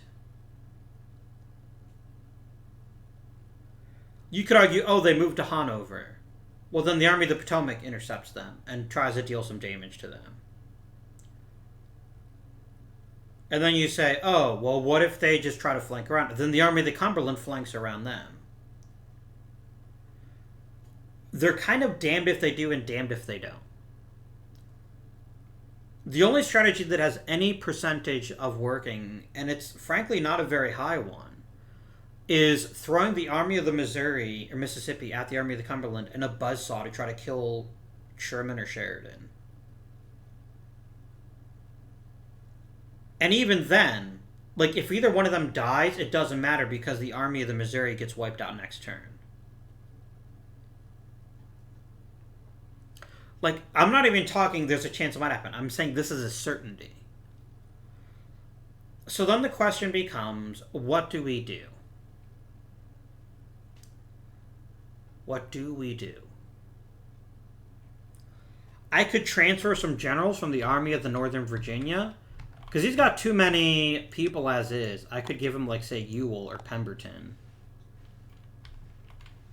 Which is not much, but it's better than what they've got now. Maybe that's what they do. It's just kind of delaying the inevitable, though. And that's the problem. The problem is they just don't have enough troops. They just don't. The Army of Tennessee is trapped on this side of the Mississippi until it gets all the way up to New Madrid and builds a fort. Which is going to be a long trip. I'll have you know.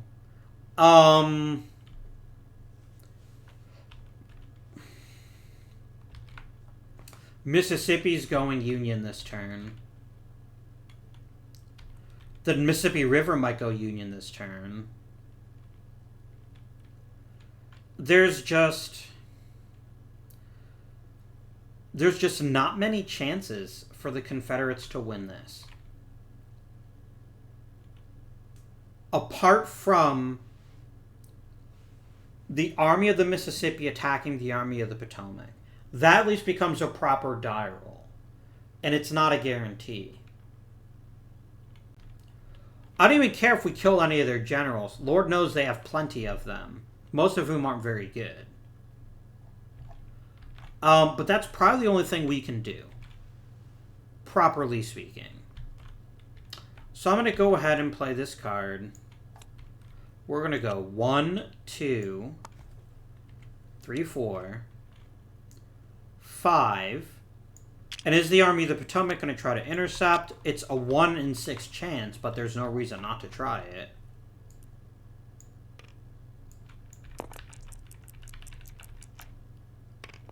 And they got the 1. Oh dear. So instead, we intercept them in Hanover and battle ensues. So, now their side has cavalry. 1v1, I get both of my subordinates that I want. And I'm going to pick McPherson and Hooker. That gives me a +3, +2 for the intercept. They're attacking me with a +3. These are bad odds, I know. But they're the best bad odds I could get. And it's a large battle, so we need to keep that in mind, too. Alright. The Union actually got 10. So as a defenders in a large battle, it is technically large, right? Yes, by 1. They inflict 6 casualties. That was going to happen pretty much no matter what. And we're going to have to do a casualty roll. A 3 against a 1, 2, 3. This goes away too, by the way. That's a 6. And a 6 is, for the attacker, 3 casualties. 1, 2, 3. Both sides need to roll again. Neither side loses a general. And the Army of the Mississippi retreats to Williamsburg. Turnover.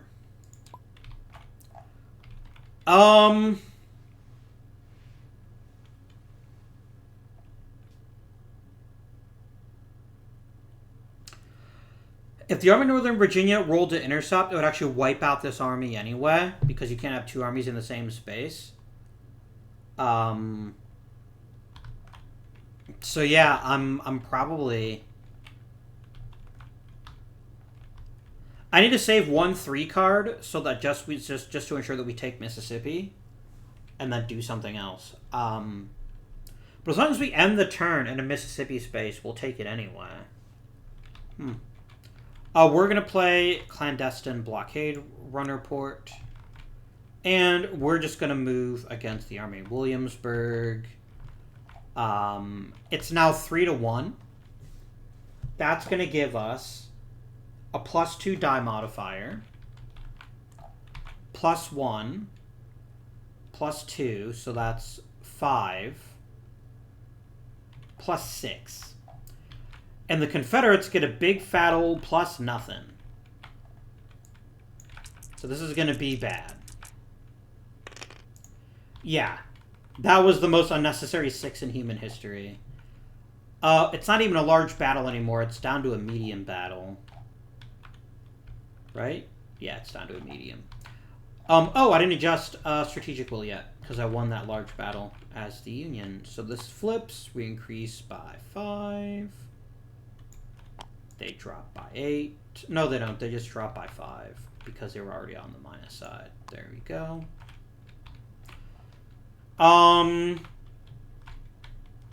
So a 2 plus a nothing is 1 casualty. Yikes. And yeah, that's 3. So they're wiped out. It's going to cause a further loss of 5 strategic will.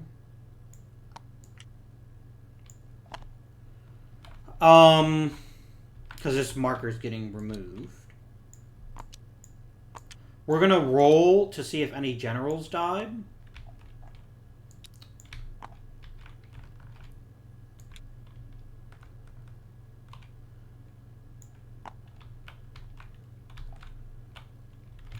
So a 1 kills a Confederate general, a 1 through 3 kills a Union. We're both losing a general.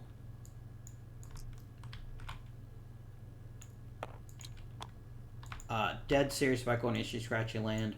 1 through 3 for Hood, 4 through 6 for Bragg. Goodbye, Braxton Bragg. I have 5 subordinates. 6 I'll reroll. Please don't kill McPherson. I don't care about the others. You know what? I deserve that. McPherson is dead. Damn it. Oh well. And then good old John Bell Hood is gonna come back for a visit next turn. Alright. That concludes the... That doesn't conclude the Union's turn. It just starts the Union's turn. So the first move would have actually been to place a marker here. We then come to Williamsburg. We won that battle. That's 2-3.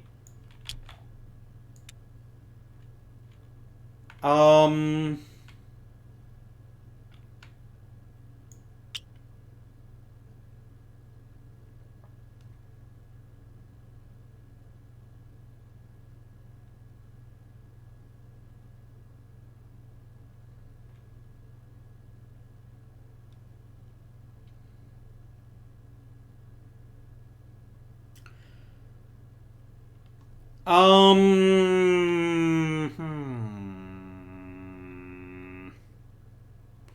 just realized I just left a wide open path to Washington, D.C.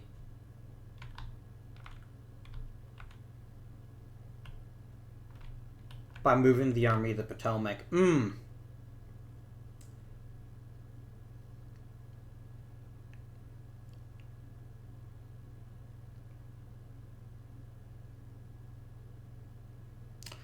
Oh dear, this could backfire quite badly. I could attack the Army of Northern Virginia with the Army of the Potomac. I don't love my chances.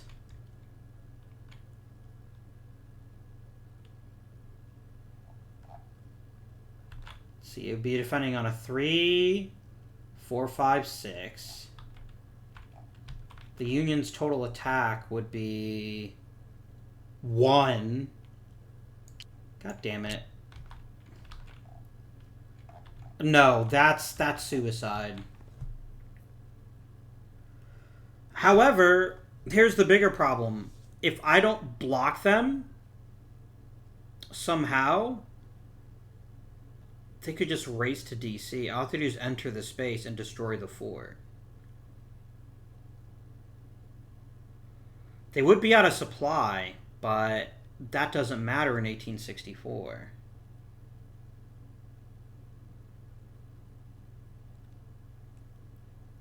Like, they can almost guarantee to intercept me in Hanover if I move back in that direction.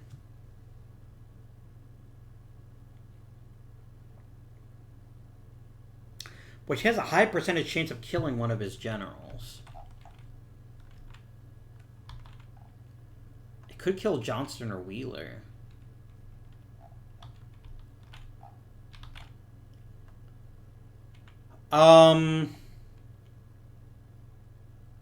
I think we almost have to throw the Army of the Potomac, as strange as it sounds.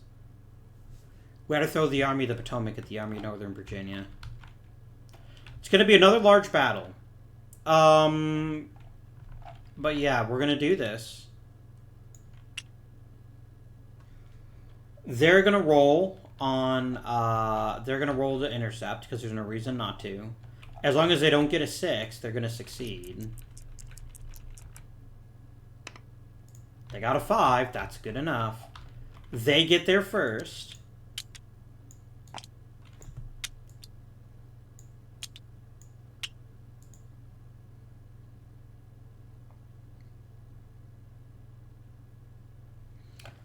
And another battle ensues.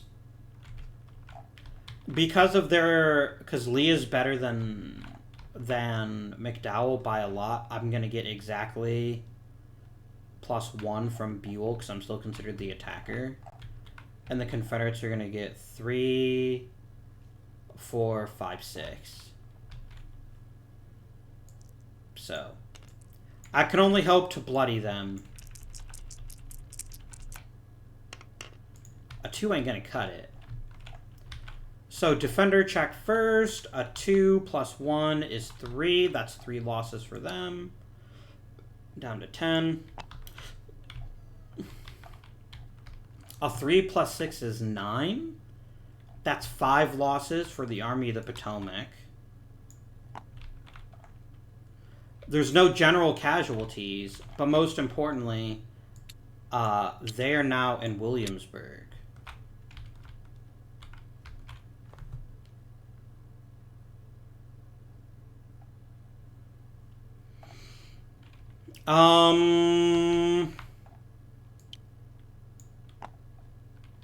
Look who's got a 3-to-1 advantage.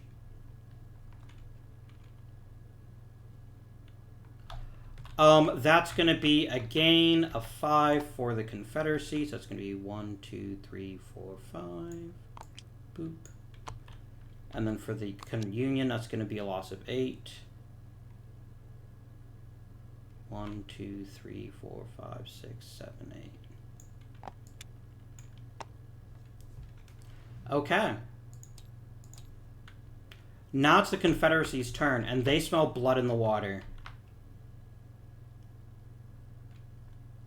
There is so much blood in the water right now. It's a medium battle. They'd be almost guaranteed to win. It would eliminate another army. That's another 10 strategic will for the Union.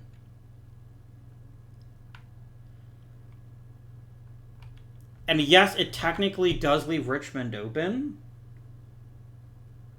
But the Confederacy's got an amazing chance to intercept. And they can just wipe out the Army of the Potomac and then circle back to Richmond.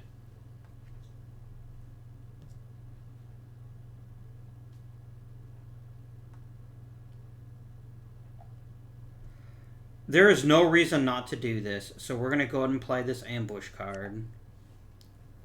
And we're just going to attack the Army of the Potomac. That's going to be a 3, 4, 5. So it's not a guarantee of a 10, but I don't actually need a 10 to wipe them out, do I? Oh, no, I do, actually. I need a 10 to wipe them out completely. The Army of the Potomac would then get a total of +2, because they're better at defense. So it's 5v2. Gonna roll these dice. Oh no, it's much worse than that. It's actually 7v2 because of the 3-to-1 ratio. So that is 5 plus what? Did I say for them? 2? Yeah, 5 plus 2, medium battle. That's a 7. That's 2 losses for the Army of Northern Virginia. 1, 2.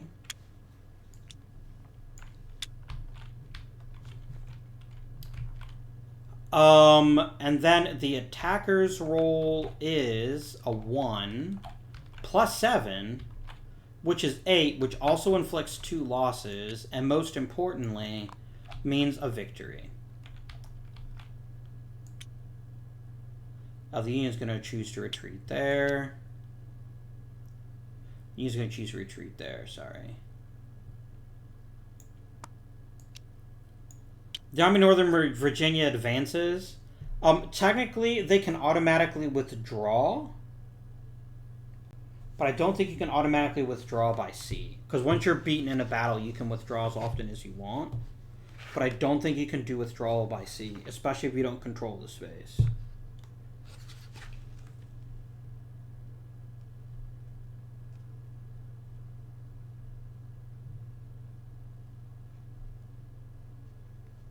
Let me see here.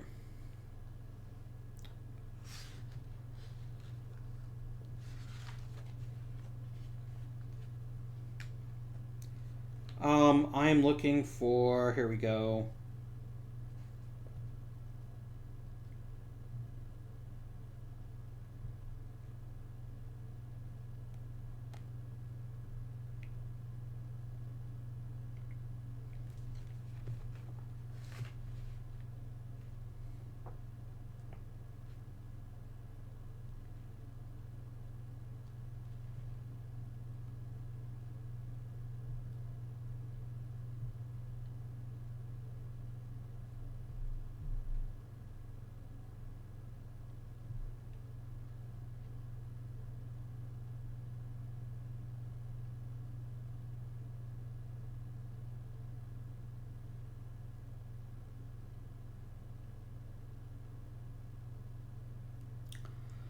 So they cannot retreat into an enemy-controlled space using retreat for battle.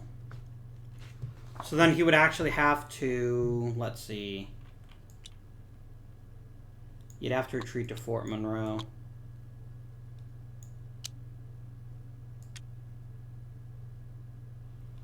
It would count as a +2 to defense. So there's a real question about whether they would want to pursue that. But I think they've got what they wanted. So they went 1 to attack. They're going to go 2, 3. They're going to go 2, 3, 4.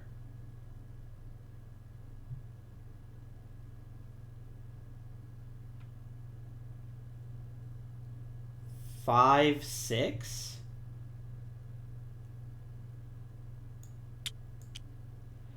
No, again. Important codicil in the rules. If both sides have a strategic will of 0, the Union wins. So as much as it would impress them to keep attacking, they have to keep Richmond defended. They cannot expose Richmond if the alternative is... I mean, they'll go and remove this token. That doesn't cost them anything. But this basically means that they can't move Richmond as long as there's somebody there that could potentially take it from them. So that's going to actually end their movement. Alright. Union turn. I would have loved to play Union siege guns this turn. And I still might. Let me think about that. 15v8. I still can't win the battle. 3, 4, 5, 6, 7, 8.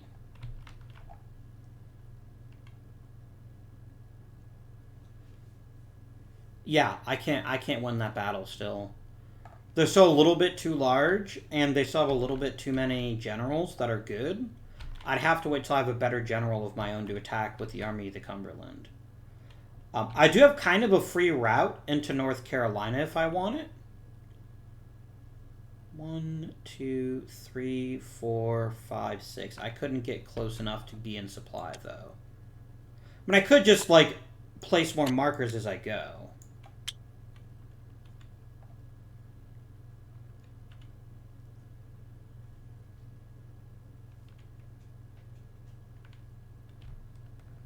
Alright, I'm going to play Union Siege Guns. I didn't want to, but I'm doing it. To activate McClellan again. He's going to go 1. So this is now 10 tokens. 1, 2, 3, 4, 5, 6, 7, 8, 9. It is not yet 10. 1, 2, 3, 4, 5, 6, 7, 8, 9, 10. Oh, sorry. 2, 3. And then we're going to go 4, 5, 6 into Louisiana.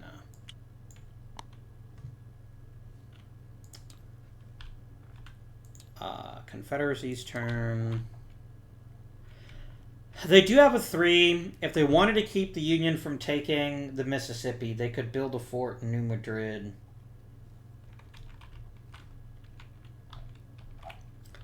It means letting the Army of the Potomac go. And I don't think that's worth it to them. I think it's more worthwhile to the Confederacy to hammer the Army of the Potomac, cause another 10 strategic will loss. Even if they take some losses themselves, it's worth it. And yes, it's just going to reform in the... it's just going to reform in Washington, D.C. That's fine. But what it does is it then takes some of the... It gives me some breathing room. So I think it would be silly not to do it. So we're going to play John Erickson's Monitor Fleet. Activate Lee. Potomac's like, do you want to intercept? Being on the defensive is good for them. And a +2 might be the difference between a victory and a defeat, so they're going to try it. They have to get exactly a 1, though. They got a 2. Close doesn't count, though. And then they get attacked. Union, I get nothing for McDowell because of Lee being super awesome. No, wait, that's not right. I get nothing because of cavalry. Because if there's cavalry, then it's reduced by 2. Never less than 0. So McDowell essentially doesn't count. I only get 1 subordinate because Lee's that much better than me, so I get a +1. They have a plus... They do not. Ooh, that one casualty the Army of Northern Virginia just took doesn't matter. They've got 5-1 odds. They're getting a guaranteed 10. This is a question of can we harm them at all before we... Nope. We get a 2. I inflicted 1 casualty. I'm not at all proud of myself as the Union. and then they'll just remove that. Because Fort Monroe can be attacked by land. And then they'll go right back to Richmond. Army Potomac is removed from the game. All of these happy assholes are going to go back on the turn tracker.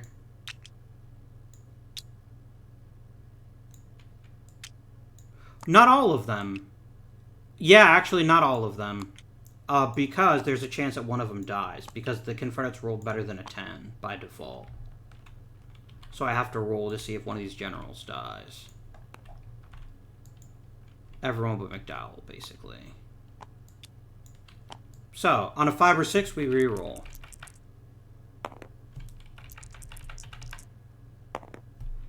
Good old Banksy is dead.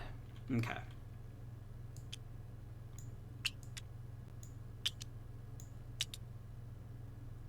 Not you. You stay there.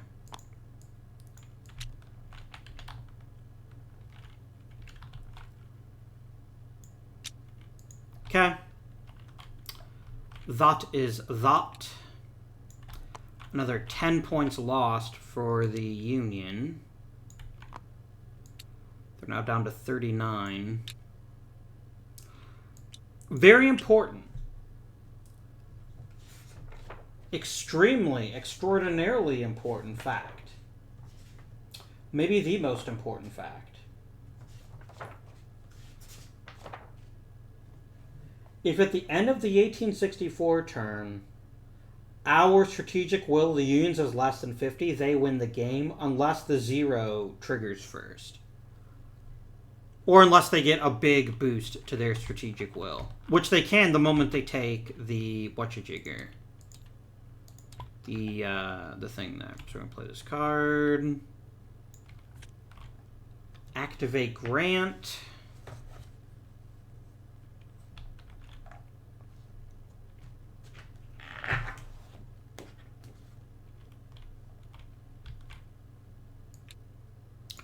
Oh, I guess the Army of the Cumberland. No, I guess they can't eat them, can they?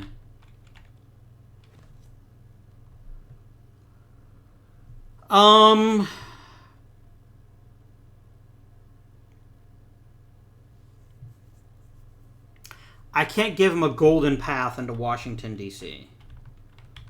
So I'm going to have to do this boring move. 1, 2, 3, 4.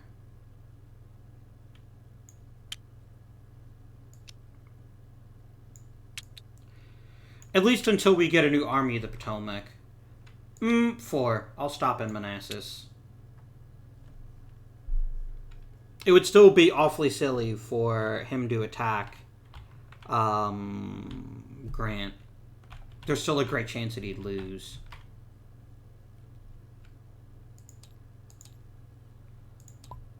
Last turn for the Confederates.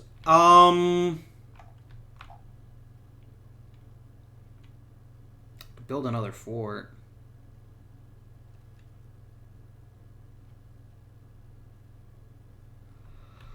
Poop.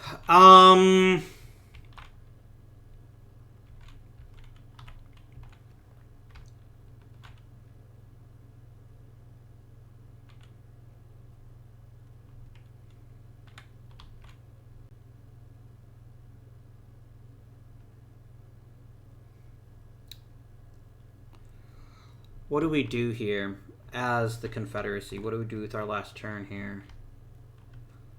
If we attack the Army of the Cumberland, we're looking at a +5 die modifier versus a guaranteed 10. Because they're already at a +9. And if both sides get a 10, the Confederates lose. Especially since it's almost a guarantee that the Union would be able to intercept. I mean, there'd be dead generals on both sides, but we'd also have an Army of Northern Virginia that can't really resupply, but an Army of Potomac that might be able to. That is the issue that we face right now.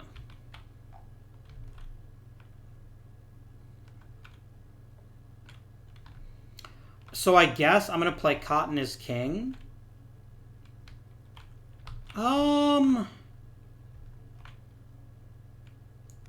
2 SPs are just not worth it. It's not as useful as moving the Army of the Tennessee up to New Madrid with a chance to build a fort on it later on. 1, 2, 3, 4, 5. Oh no, I actually got to put a Confederate token there. And then he'll just stop there. So, I think it's going to get decided in the fall of 1864. We're going to check for political control. Anybody in any neutral spaces? They are not. Nope, tell a lie. Army of the Tennessee is in Louisiana, so they get a marker there.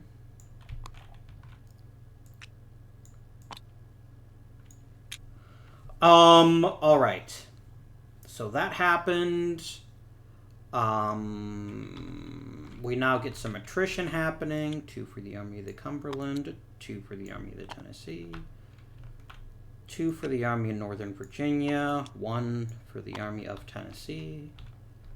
There's no other spaces on the board with more than 2. So that's fine. I did attrition before political control. Sorry, I have to do political control first. 1, 2, 3, 4, 5, 6, 7, 8, 9, 10, 11, whatever. Mississippi is now a Union state. That's not what you're for.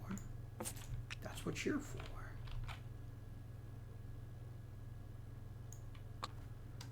That is going to be a gain of 9 for the Union, 7 plus 2, and a loss of 10 for the Confederates. So I'm just going to flip this, and then we're going to go boop and boop.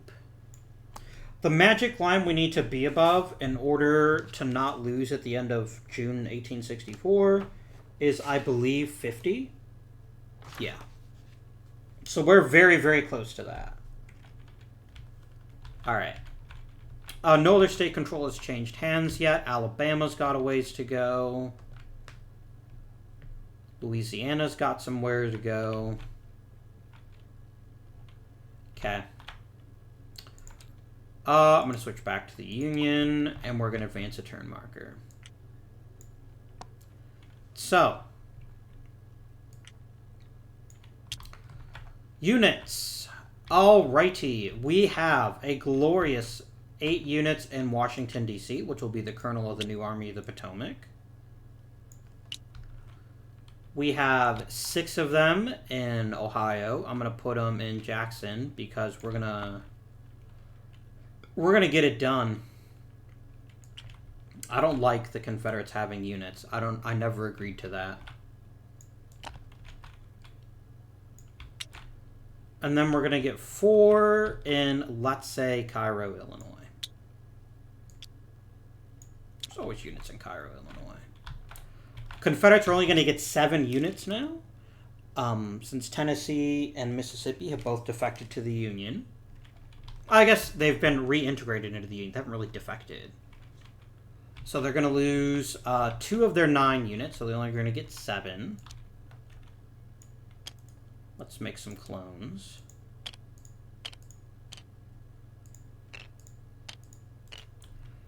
We definitely want to pump up the Army of Northern Virginia.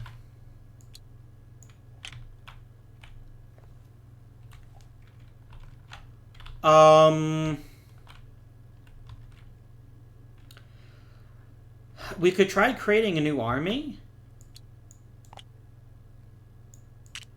I guess. I mean, I guess Early at least moves quickly, as does Hood. There'd be some definite anger because there's lots of people more qualified than them to be generals. Alright, let's put 1 in Augusta. 1 in Marion, South Carolina. 1 in Weldon, North Carolina. 1 more in New Orleans, Louisiana. 1 in Monticello, Florida. And 1 in Selma, Alabama. Now we're going to do some rolling for blockade ports.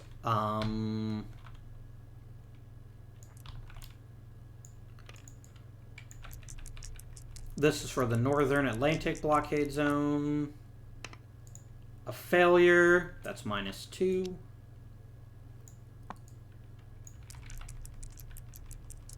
East or Southern Atlantic blockade zone, another 2. The East Gulf blockade zone, that's a successful unit. Just gonna go like, there we go. We were getting low on 1 pieces here. That's in the East blockade zone, so we're gonna put them in Mobile. And then we're gonna roll 1 more time for the Western blockade zone, and we fail. So the Confederacy has 8 strategic will. That's not good. That's the technical term for it, is not good, in case you were curious. Reinforcements are done. Strategic redeployment now. I definitely want 14 units in Washington, D.C. for the new Army of the Potomac. I've got 4 left. I could give them to the Army of the Cumberland.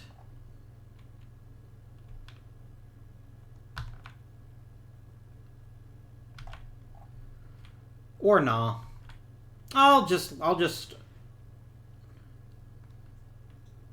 leave them where they are. And if they take attrition, they take attrition. I don't really give a plop. I don't give even 2 plops. 7 units. Reinforcing the Army of Northern Virginia is kind of a necessity. So I'm going to bump it up to 13. I'm just going to find 7 units on railroads. And delete them. So we're going to go 1, 2, 3, 4...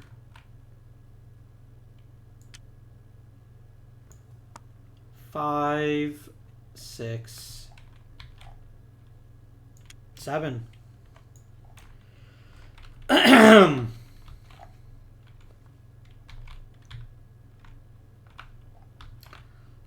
Last but certainly not least, we do generals. Union first.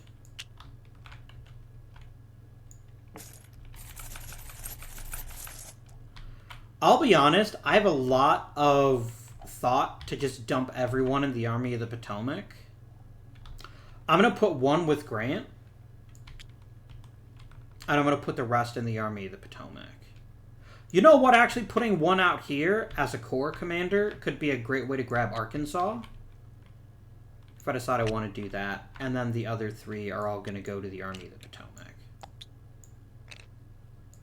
So I'm just going to go boop. And a boop. There are technically 2 options for the Confederacy.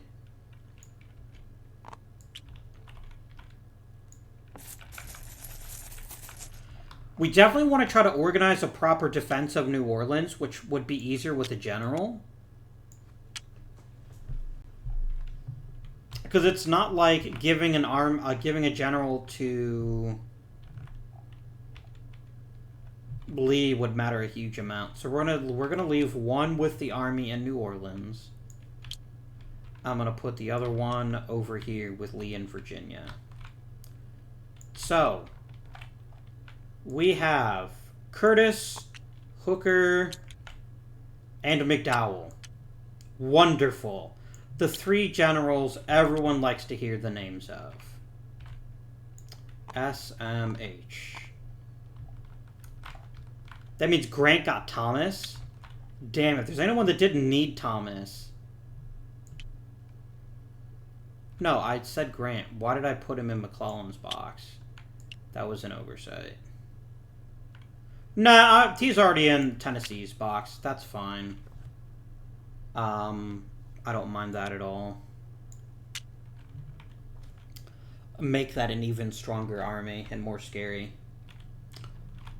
Oh, and then we have this guy over here. That's going to be Buell. He gets a corps. Of course, we get the guy with 0 defense, which means Jubal Early is with Lee.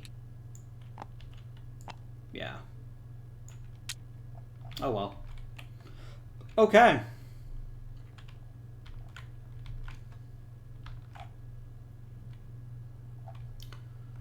It is time to deal the cards. 7. 7. No campaign for the Confederates, therefore it is Union time.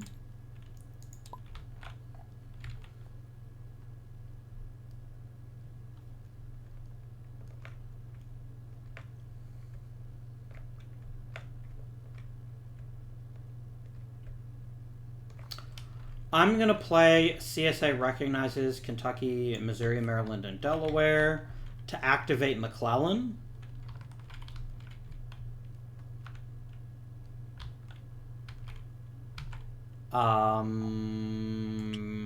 Right? Yes. And we're going to attack New Orleans. Alright. So it is 6 to... How many units do they have? 2? So it's a 3-to-1 ratio. So the Union gets a +2 for that. So it's a +2 for that. In terms of generals, it's Army versus Corps. So I think I still get both subordinates if I want them. Let me find out if I do indeed get both subordinates. If it's Army versus not Army. Yeah. So, we're going to go Thomas and Reynolds. So that's going to be a total of a +5. And the Confederates get a flat +2, because John Bell Hood ain't worth nothing in terms of defense. So we're going to do some rolling. +5 to the Confederate roll, or +2 to the Confederate roll, +5 to the Union. The Union gets an 8. On the medium battlefield, that's going to be 2, and it breaks ties. A 4 and a 2 is 6. So they'd only do 1 casualty anyway. So there's that. Hood goes back on the tracker for next turn. Army of Tennessee rampages in. Fort is destroyed. Political control marker is placed.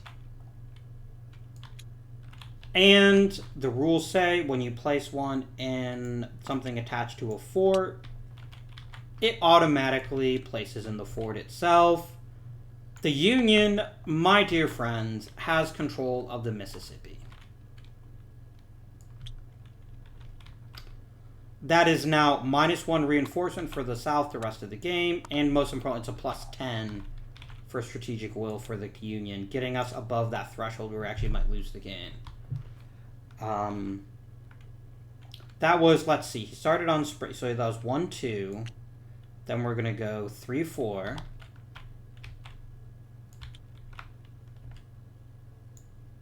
5 and 6. No, 5 and then 6. Because if I'm going to take Louisiana, I have to get north of this river here. So basically it would be 1, 2, 3, 4, 5, 6. Alexandria's only reachable by sea? That's interesting. I could send someone with a corps. And then just have them go up the river. With riverine movement. And then drop people off, and then it'll automatically flip. It's actually pretty smart. So I think I will leave him in Port Hudson at the end of the turn here. And then we'll use riverine movement to take the rest of Louisiana on a naval movement next turn. No, we'll do it the other way. So let me see. I was in Springfield, so I went 1, 2. Sorry, I was in Springfield. 1, 2, 3, 3, 4, 5, 6. Yeah. then I can guarantee that we flip as much of it as possible. Okay. Confederate turn.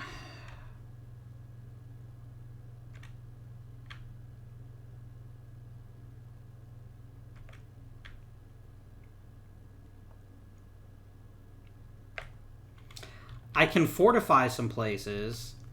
I mean, I don't really think that's going to matter, though.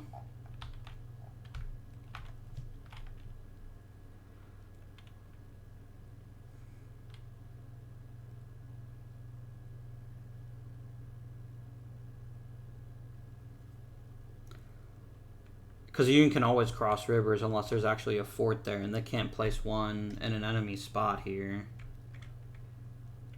I could have played Quaker Guns to cancel his movement. Okay. What do I want to do? Attack the Army of the Cumberland? Is that smart?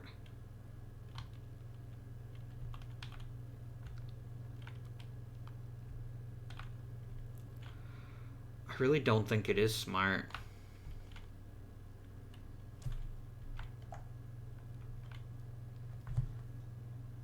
Like, it is smart in the potential that we might be able to kill a general, but it's not smart in the fact that the Union would get an automatic +8.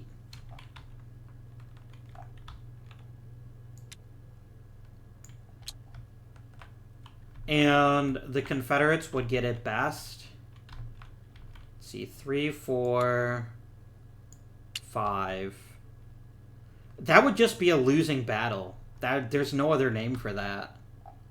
They just flat out lose.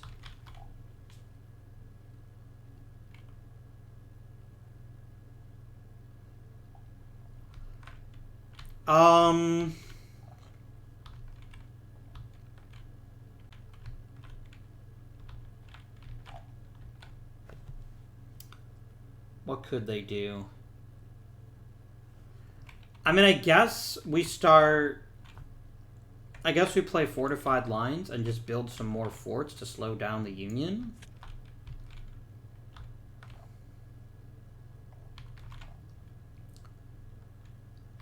Like, put one in the wilderness and put one in Aquia Creek. I'm not saying it's going to win the game, but it's something.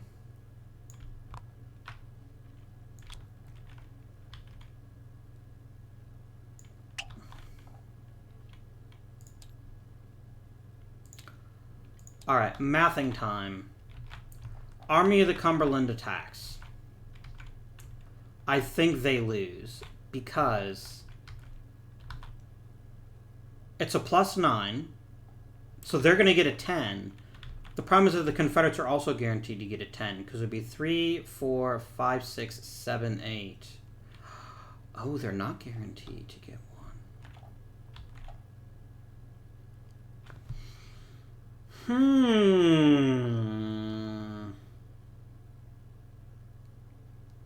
They would be if they intercepted, though. They'd both get a 10, which means the Union would lose.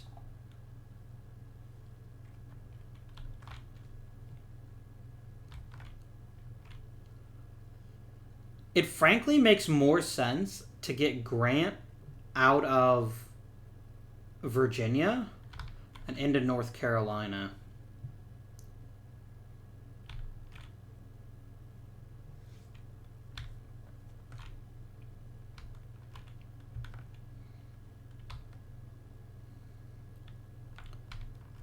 Let's move McClellan again, because I have to.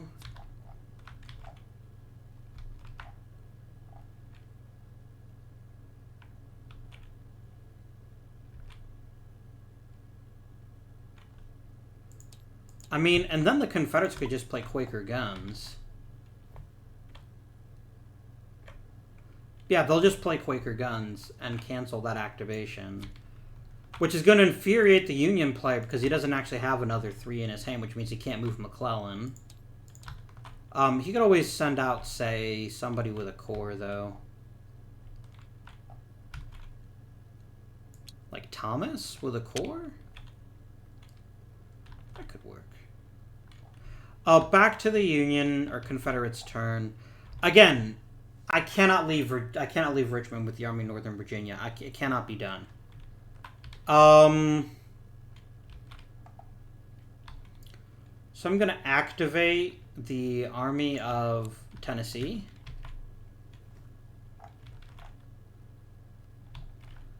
And we're going to go 1, 2, 3, 4. And we're just going to block them from moving if we can manage that. All right. Back to the Union's turn. Eventually I'm going to have to form the Army of the Potomac, so I might as well do it now.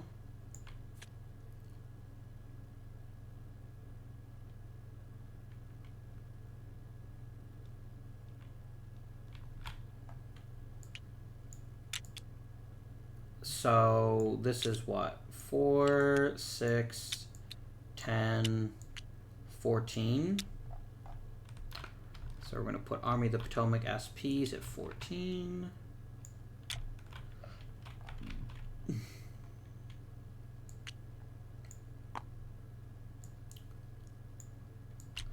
You know what I'm going to do? It's going to seem a bit silly, but I think it has to be done. I have to put Hooker in command. At least Hooker can move on a 2. McDowell cannot. So I'm going to eat. Alright, so if I make him the commander of the army, I'd be promoting him over McDowell, so we lose 2 strategic will. And then I'd lose another 1 because there's at least 1 general that has more command than me. So I'm going to lose 4 strategic will, which actually turns into losing 7. But it means Hooker is in command, which at least gives me the chance to move faster. And block stuff if I have to. That is the Union turn. It's now the Confederate turn.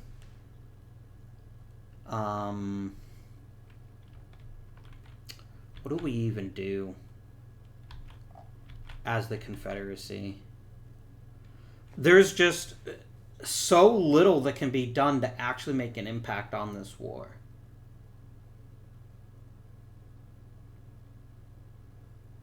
Beating the Army of the Cumberland, maybe.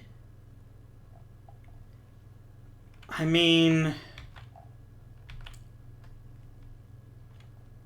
they have to reduce the Union's strategic will. They can only do that by means of a battle. Unfortunately for them, the only person they could fight is the Army of the Cumberland, and that's a fight that they would lose. It is a guaranteed loss because they would get at minimum a 10. And the moment the Army of Northern Virginia pulls out far forward and gets beat, the Army of the Potomac just circles around and takes Richmond. It's not anything they can do to stop them.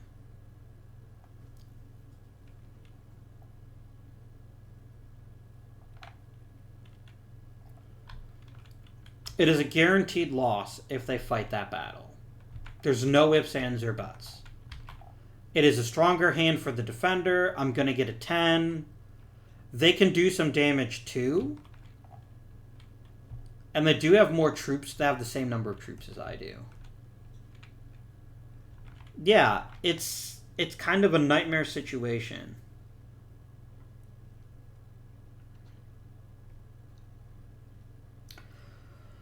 Honestly, they really want to be able to force the Union to attack them. That is what needs to happen.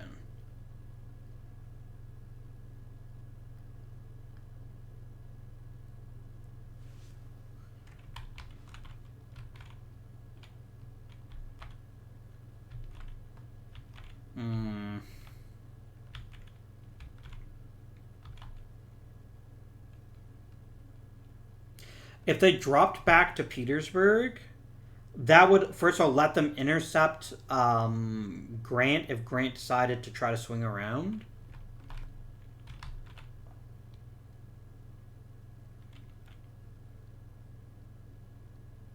How big can the super secret Grant move be made with? 9 or less.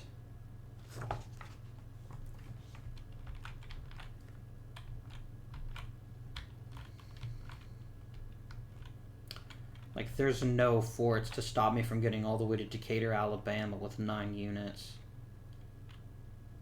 And then just go to town on Alabama. Or even Florida.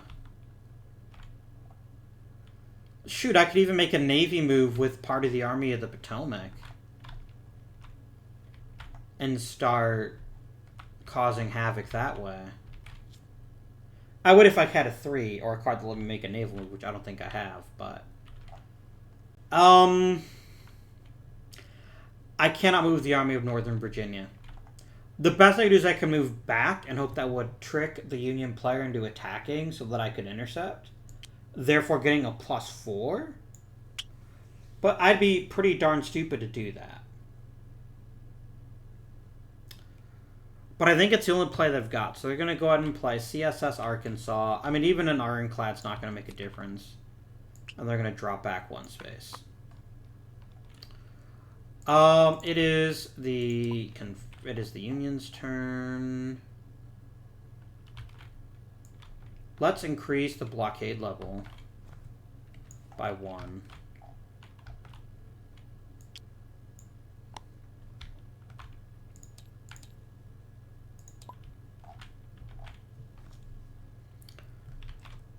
They're going to play Stop the War, as it says. That's going to reduce strategic will by, how many was it? 3? Yeah, it was 3. So 1, 2, 3.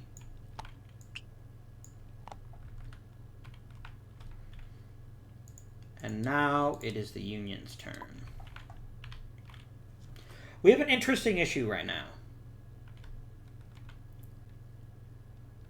That issue is that we have a very slow general in Mr. Buell here. And because he's so slow, he can't really do anything to move, to take spaces. And here's the weird situation that we're in. Believe it or not. The Confederacy can actually win if we do not reduce their strategic will. Somehow, someway, we have to destroy their strategic will. Which means I've got to get units that can move. Because it's less than 50 right now. And I got my 1 insta-big bonus. I need to gain strategic will, which means either destroying a Confederate supply point or winning a large battle.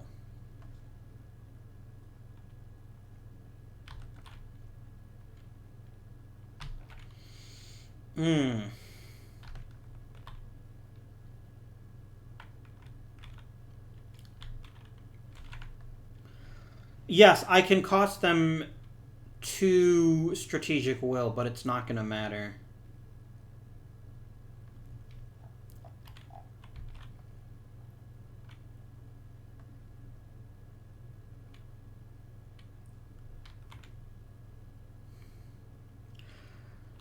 Here's the issue.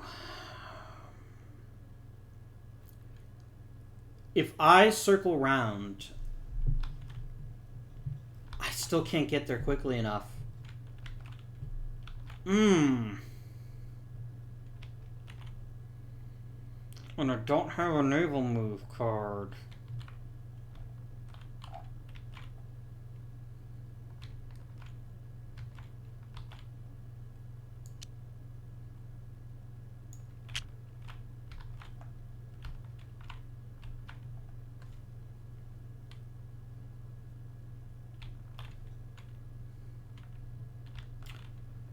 Would that work?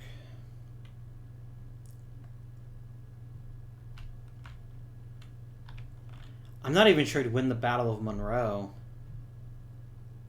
to be honest with you. Do I need to have a naval move card to use riverine movement?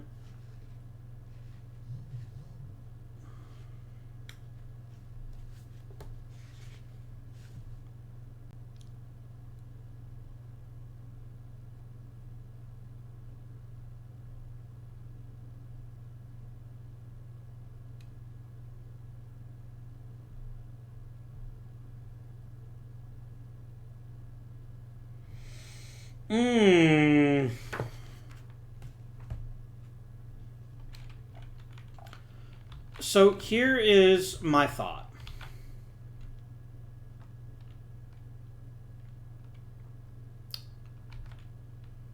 That would cost me so much strategic will, though. It'd be 10, 12, 14, 16, 18 strategic will to get Reynolds in command.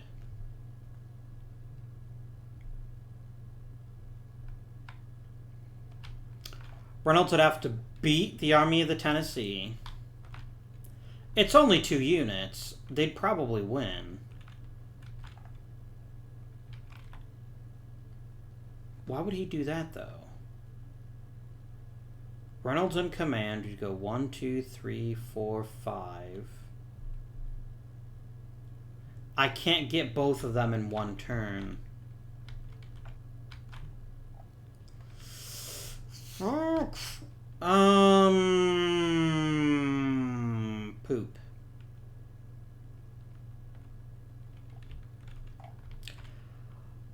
I need a way to gain Union strategic will. Even the Confederates losing strategic will doesn't help me right now.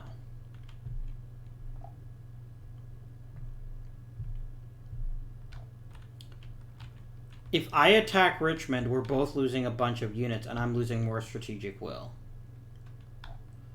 There's a chance I could kill Wheeler, which would then make a second attack at least a little bit possible.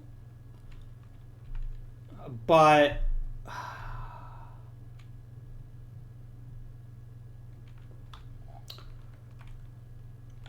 I mean, it's as simple as this. If I take Richmond, I win.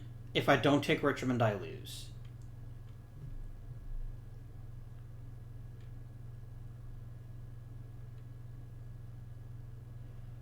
And there's no two ways about it.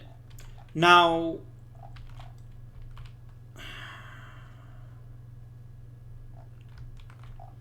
it would be a bloody battle. We'd each lose a bunch of units. And it would just depend on which generals died. There is a non-zero chance that they would fail to intercept. And if they did that, I would win the game. We'd both be taking general casualties, and it might be enough to make a difference. It might be just enough to make a difference for one side or the other. It's the only source of strategic will I've got that I can win the game quickly enough with. McClellan's slowness, Buell's slowness are what's going to cost us in the long run.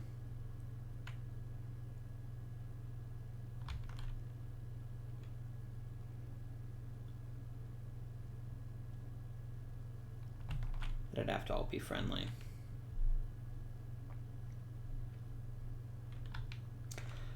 Because here's the problem. I'm just under the mark that I need to be at. Just under. Now, if I get their strategic will to 0, it doesn't matter. I win the game. There's just no disputing that. If I take Richmond, I win the game. If I don't take Richmond, I lose the game.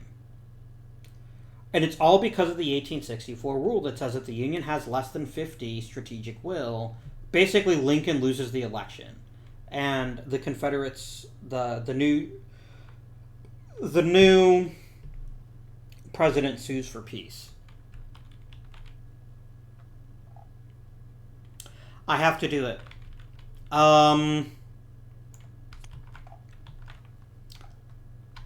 This is it, amigos. 1, 2, 3. Obviously, the Army of Northern Virginia is going to try to intercept. They intercept on a 1 through 5.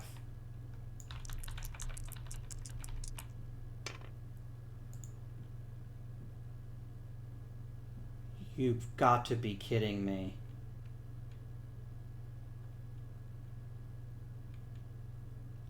Holy fucking shit.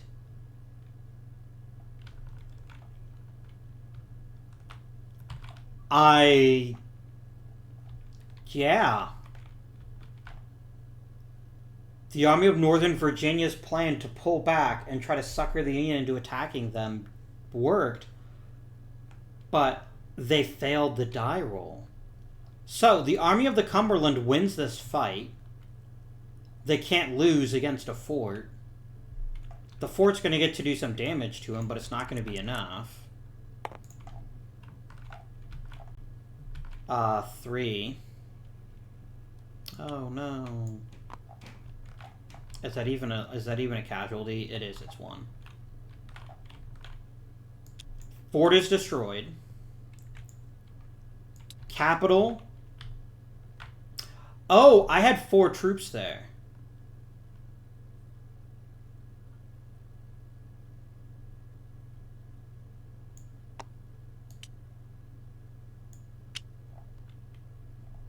Oh.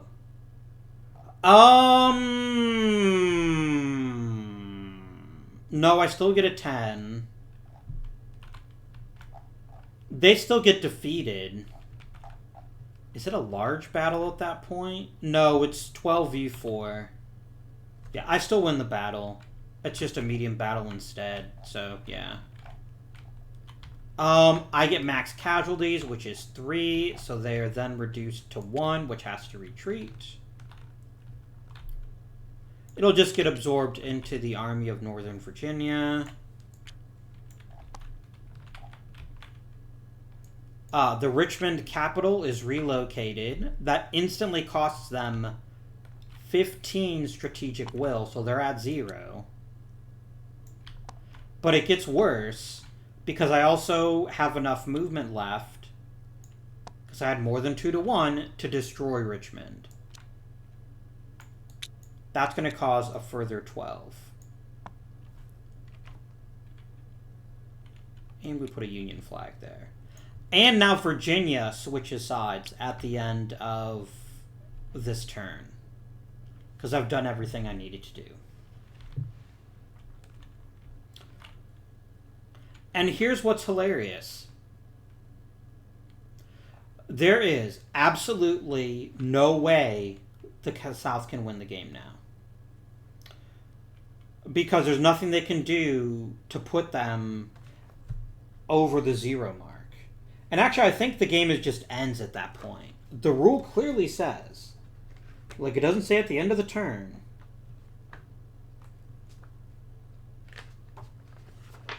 It specifically says, and I quote, the Union player wins instantly if the Confederate SW value reaches 0, which adjusted. So, whew, I cannot believe that the Union won the game. Like, there was literally one Hail Mary chance, and all the Confederates had to do was roll a 5 or less on a 6-sided die, and they couldn't do it. Wow. And now the strategy for the Confederates looks really stupid. But if they just stood there, that probably would have been what they should have done in retrospect. I got too fancy, and it didn't work out. But I mean, toward the end there, I had very little things I could do. If we'd survived the turn as the Confederacy, we would have won the war. But, I mean, all they had to do was hope to kill a couple of generals, weaken the Army of Northern Virginia enough that they could then win with the Army of the Potomac. So, and it was a smart play, because it would have basically guaranteed a victory, and a large battle victory at that. But it didn't work out. Richmond is burned by Grant. And that concludes For the People. Phew.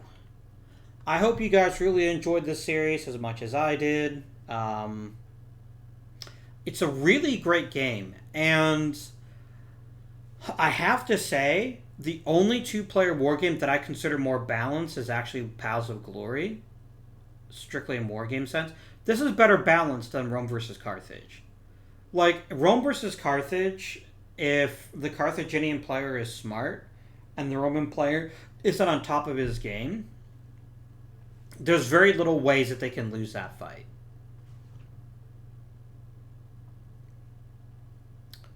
But here, it literally came down to a die roll.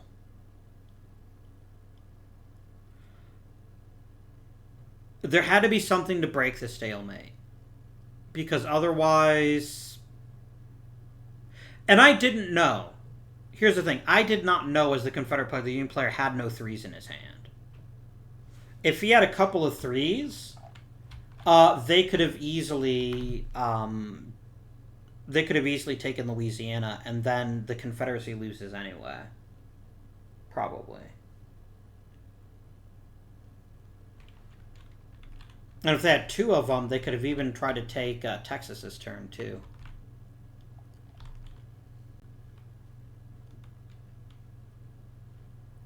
Or heck, they could have moved Buell in and tried to take Arkansas. It would have been difficult because of the army here, but then again, the Army of Tennessee had 2 people in it. And hadn't been reinforced in ages. But you know what? If I made a couple mistakes at the end there with the Confederacy, I made a whole boatload of mistakes with the Union. I made a whole boatload. I mean, we lost multiple armies. And I never really broke into the Confederate hinterland. I did take the Mississippi. That was probably the biggest and most important thing that happened this turn. Besides Richmond falling, obviously. Had I known now what I learned at the beginning of last episode, in the past, I would have been a lot more aggressive about taking the Mississippi. I just needed naval control. I didn't need actual control. Oh well. I lost a ton of good Union generals. Like, maybe not great generals, but I lost a lot of the good ones. And we were starved for cavalry for pretty much the entire game. There's a really interesting optional rule which adds replacement cavalry, so basically the Union can't run out. And if you remember, there are a couple of extra cavalry tokens, and I deleted those, and that's why I deleted them. But it came down to the wire, and you can't really ask for more than that in any competitive war game. Next week, we're going to be playing Tiny Epic Galaxies, a complete change of topic. And I think the next war game is probably going to be War of the Ring, but I think I'm going to give us a bit of space and play some shorter games for a couple, 3 or 4 weeks. I've got a lot of good ideas in mind for some fun games. Even maybe go back and play a couple that we've already played. But yeah, I think that's it for war games, just for a brief time.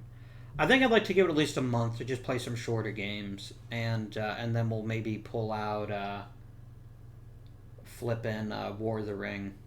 That's a good game. Such a good game. But until next time, this has been Indian. Thank you for watching, and I bid you good day.